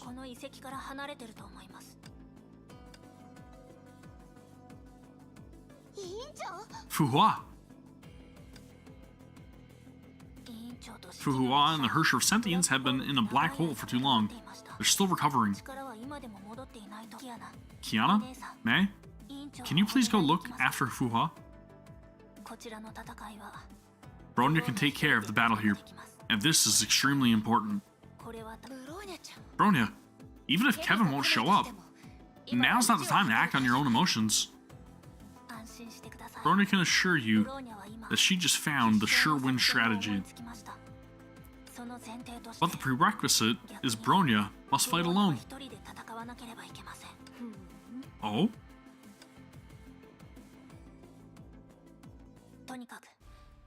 Anyway, given the situation, Bronya hopes whatever happens next only happens between me and her. Two Hershers of reasons that are disparate in substance and form. Even if I'm just a snatcher? Even if you're just a snatcher. So you're planning to take on 300,000 people and even the entire Project Stigma alone, and you believe you'll win? That's right. The previous attempts taught Bronya one thing. For her sure reason, 1 is the same as 300,000. The reason Mr. Yang and Bronya had difficulty controlling 300,000 minds is that we were in awe of them from the start. Bronya isn't saying we shouldn't hold those minds in awe. On the contrary, it is because we are in awe of them and the history of Hersher reason. We must treat them as an ordinary power that can conquer in practice. Well, Joyce, Joaquin, Yang, Bronya Zacic, each of us is not only one of the 300,000, but also the 300,000 combined. The name of Hersher of Reason has been passed down to this day because its power and will have long been integrated. I will say it once more. It is quite literally one for all. Hair, what you have snatched was only the superficial form. Are you saying all my previous arrangements are pointless? That's interesting. You'll see for yourself after we fight. I will. But I need to remind you, you only saw me being forced into hurting others in the past. That curse is no more, but this brand new body, this power that can easily connect Stigma and reality, will not lose to a Hersher. Looks like you don't see it. The one challenging you right now isn't Hersher Reason, but Bronya Zacic. Oh, I see. Now, both of us. It all comes down to this battle. Alright, let's throw down. I am ready. I'm gonna throw it on normal mode. I'm not up to snuff anymore. I am rusty when it comes to battle, so, you know. Holy crap, she looks sick! Dude! Look at that outfit!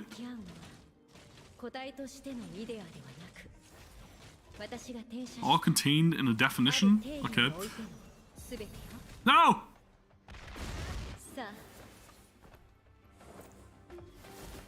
What's going on? Unending line of heroes throughout history. Let's bring your epic back to life. Oh, of course, ads. Fight me yourself! Send these puppets after me. Damn assassins.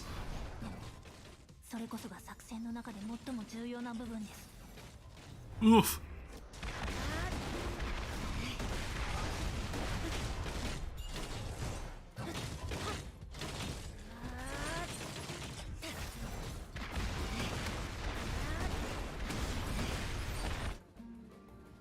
Come on.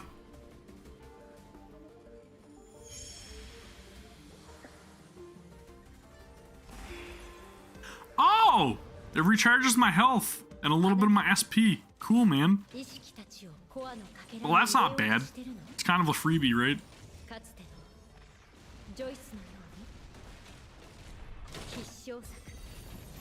Wish had a weapon active, that'd be nice.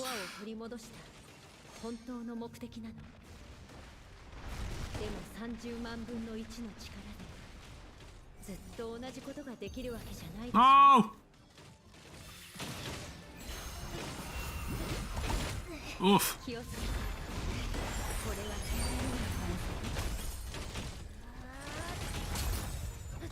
Dude, I really want Miss Lin to become a playable character. She looks incredible. I love it.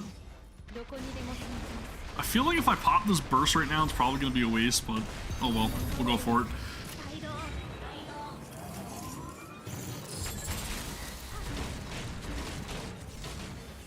Oh baby. Oh baby.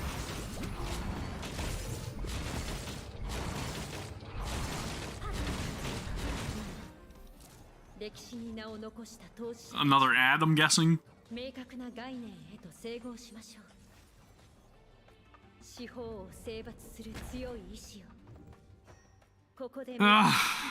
a way to pad out the battle.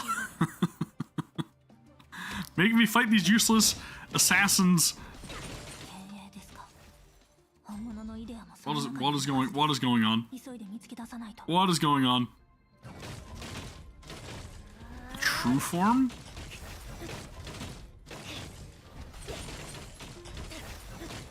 How do I know which one's the true form? Woof. Can I just attack them all? There we go. It's this guy. No? There's totally a trick to this, right?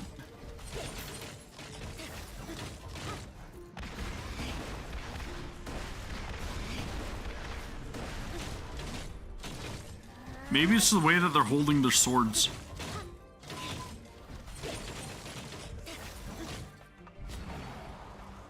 Oh no, okay, so it was the blue one. Gotcha. Popped him right in the beak. Yeah, that's right. Offer up your energy to me, please.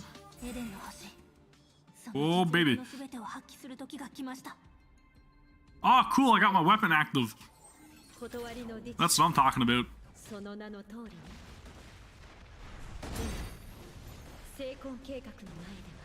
Oh, that was cool. That was a neat ability. I like that. Oof.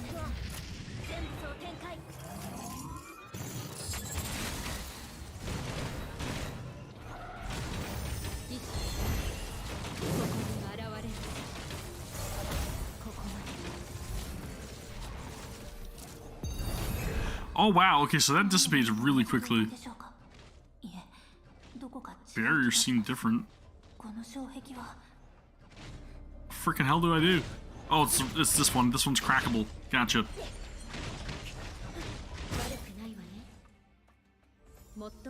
That was a cool mechanic. Popular mechanics for kids.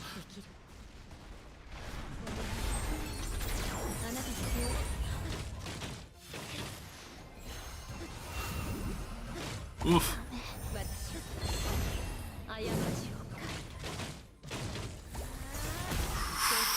Whew.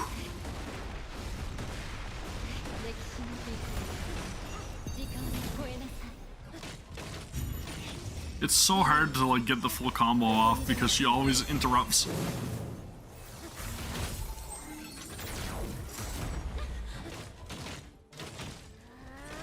This must be the updated divine key, right?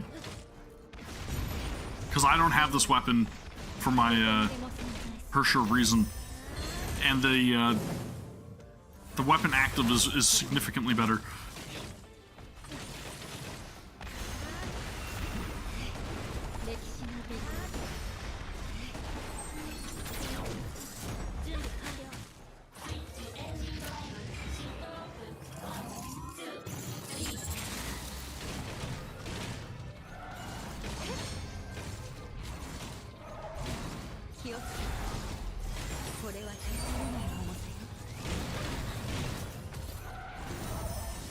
Dude, dude.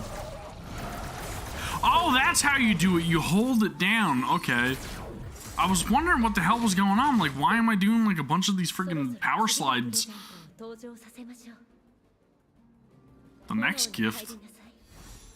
遺憾なき世界よ。でも神聖者に対してはこうした方が公平でしょうね。Who in the what now?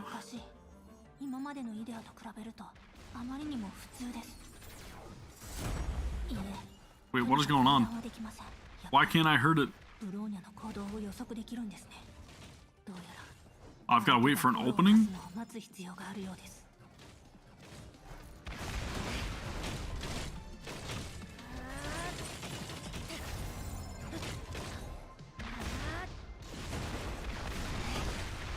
Okay, so it just wants me to do like a time fracture or some shit. I gotcha.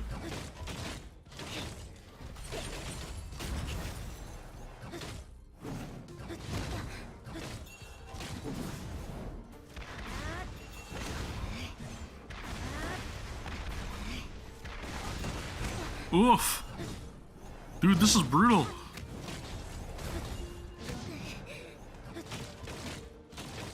I guess I don't have to wait for an opening anymore. Just gotta play it safe because these things are like dashing all over the damn place.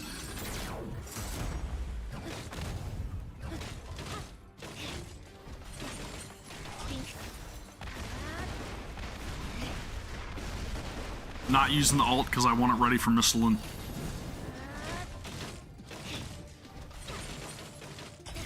Alright, let's go. Oh, shit. I didn't realize I was supposed to do that. Is it forcing me to use my ult? Please don't force me to use my ult. Yeah.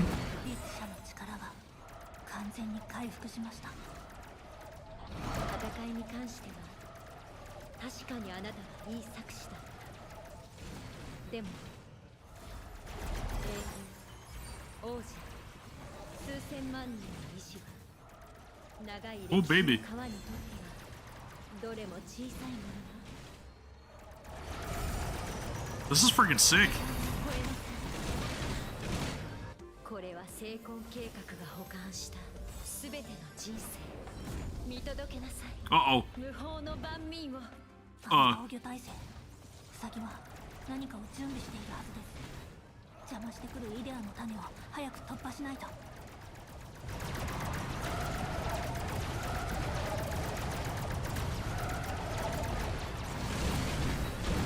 彼女の力がいいえ。ここで終わりです。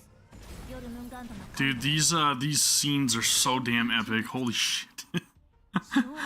Oh my god, man. It's so damn well done. That was amazing. I love that fight. I'm sweating from my eyebrows.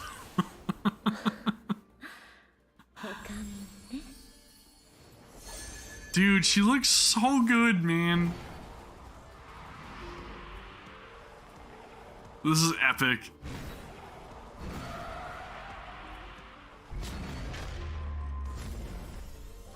Oh no! 結局、断りの実写コアの構造は分散的。そうしたくはないけれど、与えたものを取り戻すことは私たちにとっては馴染む。Uh-oh. Am I gonna have to spam a button? 今、彼女は思想を奪ってなかったのに。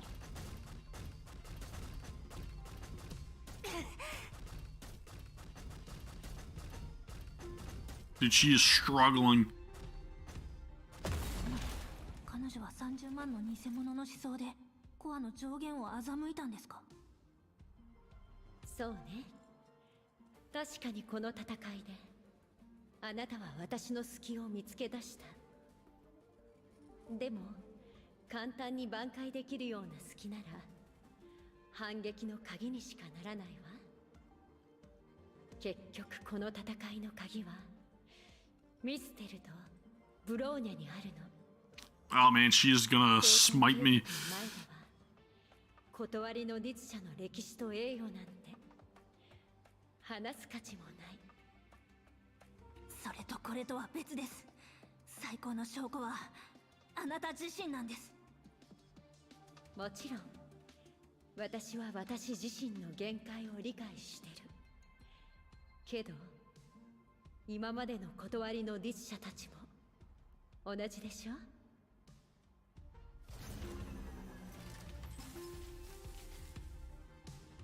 どうやらその子にも限界が来たようね。 So I'm out of power completely, essentially. That's what's happening here. 重装詐欺。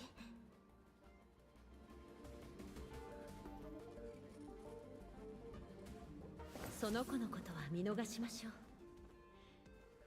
私はあなたの過去を知っている。その子の意味も分かってる。私が求めてるのは勝利だけ。あなたを傷つけるつもりはない。 Oh boy. This is not good. This is really not good. よく見なさい。これが。そうですね。現実をよく見てください。ミステル。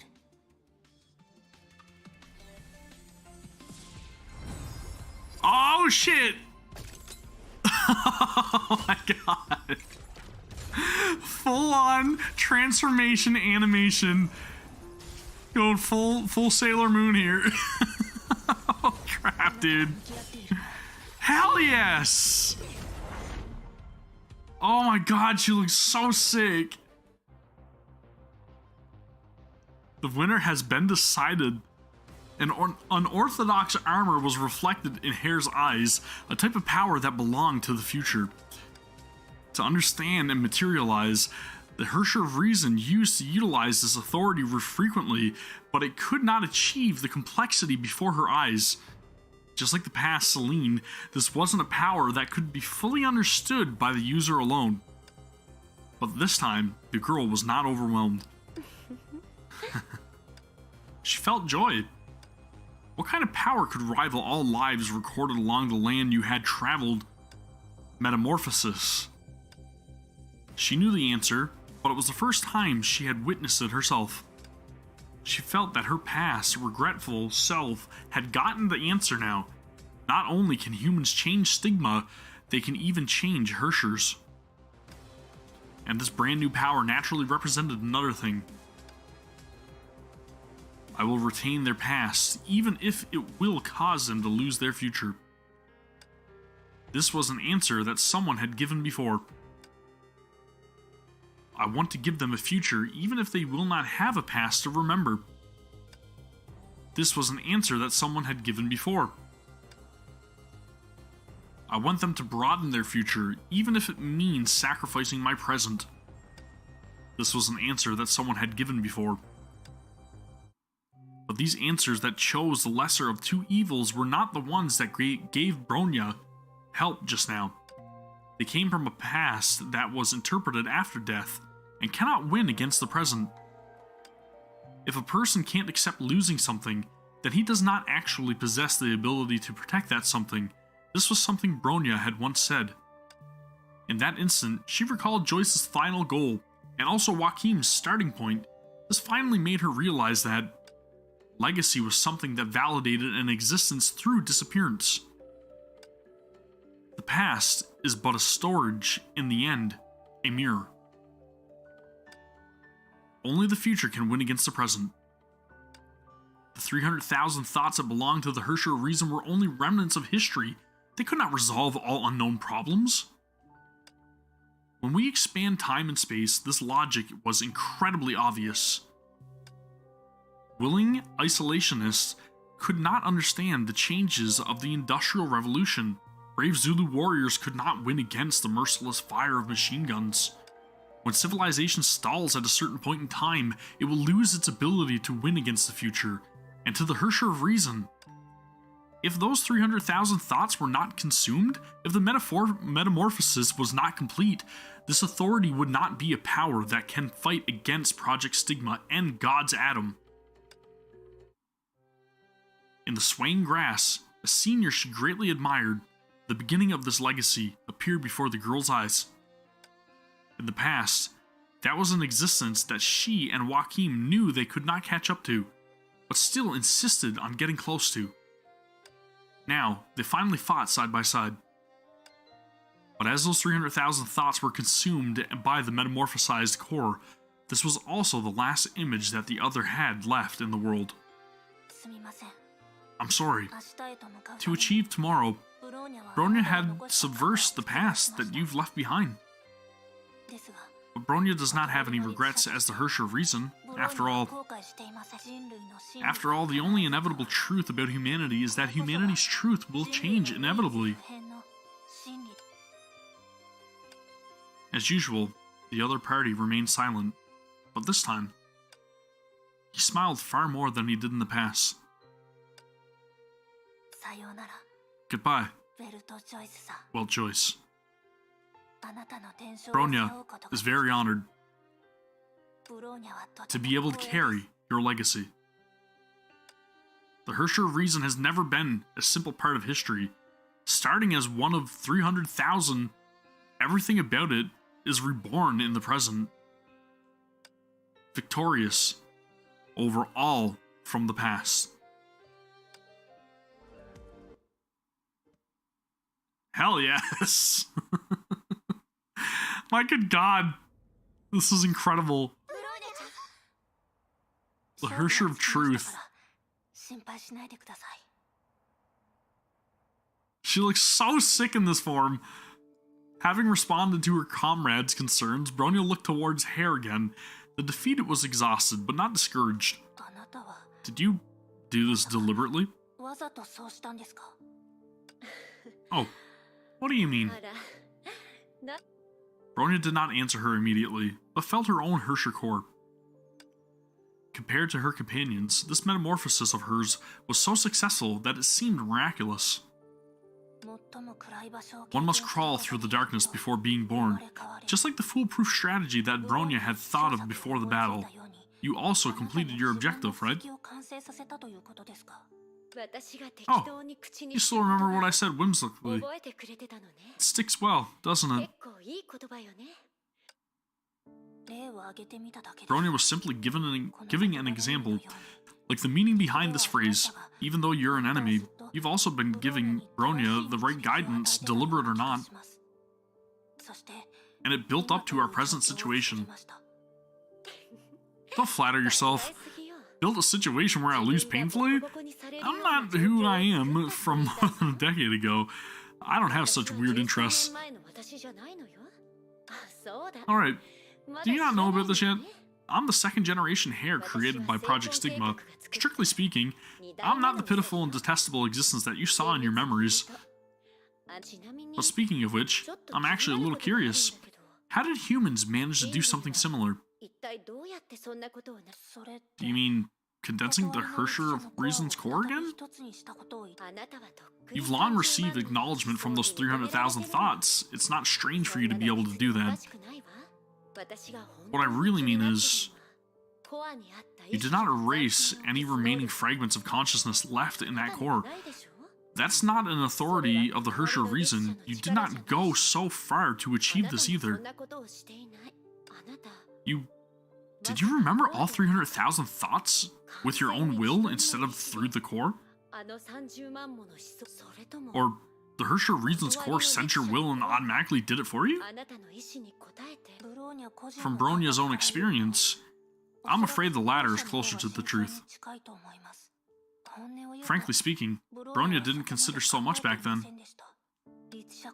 If the Herrscher's core has a specific capacity, then to carry the ever-increasing past to walk towards the future, Bronya can only make herself into another core. As for what happened after, I merely went with the flow as the Herrscher of Reason. Bronya feels that they've taken another form to become a part of Bronya, and following Bronya's change, they will adapt to the future as well. Is this what we call hindsight? You don't have to be so humble. From what I know, your metamorphosis is far more successful than the other Herrschers. 300,000 thoughts. even if there is no active will, that's enough to break down any human's brain, much less changing their form of existence. But that's you, Bronya. Thank you for letting me witness what it means to be the Herrscher of Reason.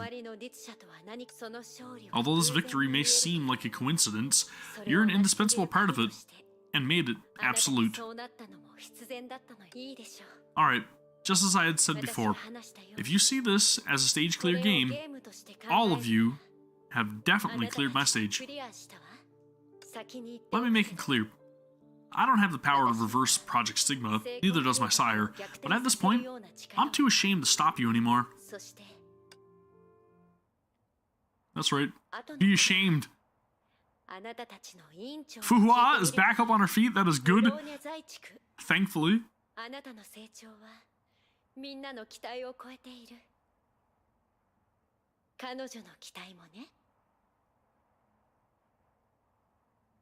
Please don't go, Cecilia clone, please come back.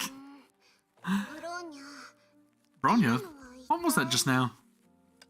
Is there something wrong? I'm afraid there are a lot of things wrong. Yeah, I can't understand what happened between the two of you at all, but Bronya is the complete Herrscher of Reason now, right? The girl took a quick look at herself, but didn't see anything special. Yeah. Thinking back to the previous time a similar situation occurred, she subconsciously looked to her side. After reconsidering the Herrscher core, she created a new mechanical body for her comrade. Project Bunny floated silently. It was incredibly different from the past, yet it also seemed like nothing changed. Change is the only constant. That was also the key to her victory just now. Alright, let's help. Bronya! Cecilia? I'm so glad you're safe. Thank you, but how did you... Of course, I was the one who called her over. You all made such a big fuss but excluded me from the fun. That's not very appropriate, is it? Oh, Senti, there's no time for jokes now.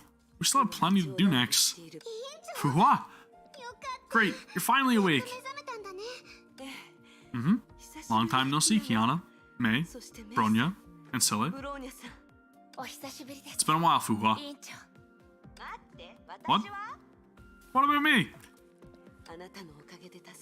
You've given us a great deal of help. I'll be sure to thank you personally later. Old. You.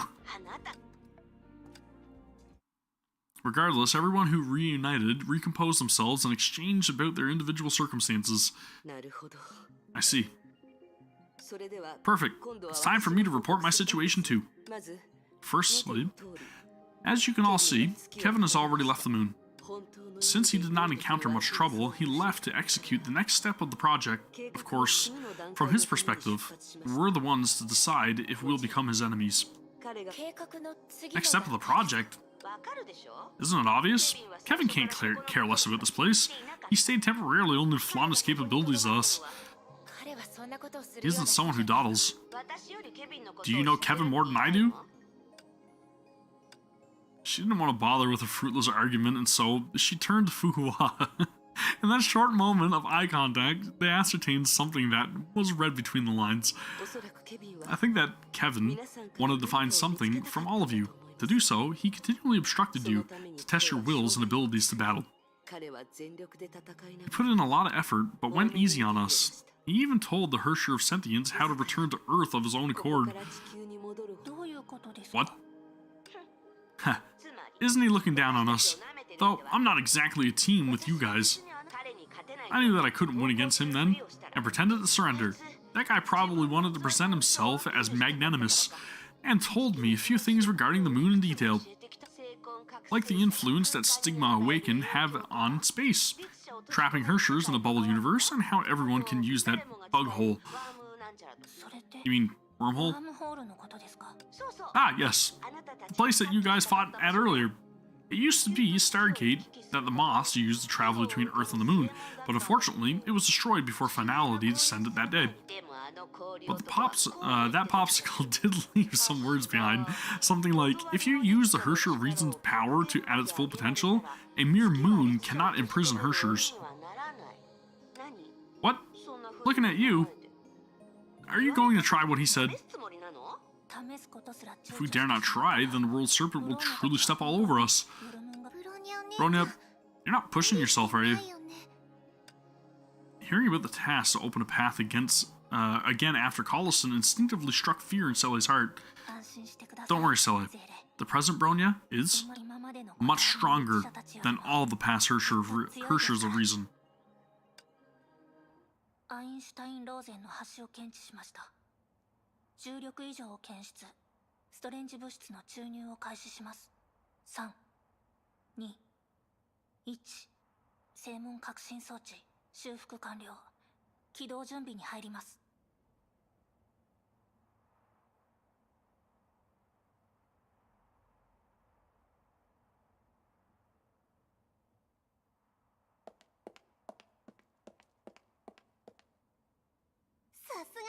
Well done, Bronya. That's crazy. That's magic. Bronya, you really aren't pushing yourself this time. Bronya keeps her word. I'm speechless. This is actually my first time seeing it working properly. Mobius and Otto were in charge of building this. Yeah. But what about people in New Atra? That wreckage of Finality can't be repaired. The girl hesitated. She was worried about Sora and Lyle, but we should trust Klein. And given the state the Earth is in, it'd be safer for Sora and her friends to stay on the moon. I think she's a robot made by World Serpent, but she's good at everything. That means she found it. True. I got to know Klein as a person in World Serpent. You can trust her. Now then, we'll go fight on Earth. Is everyone ready to take back your future from Kevin and Finality?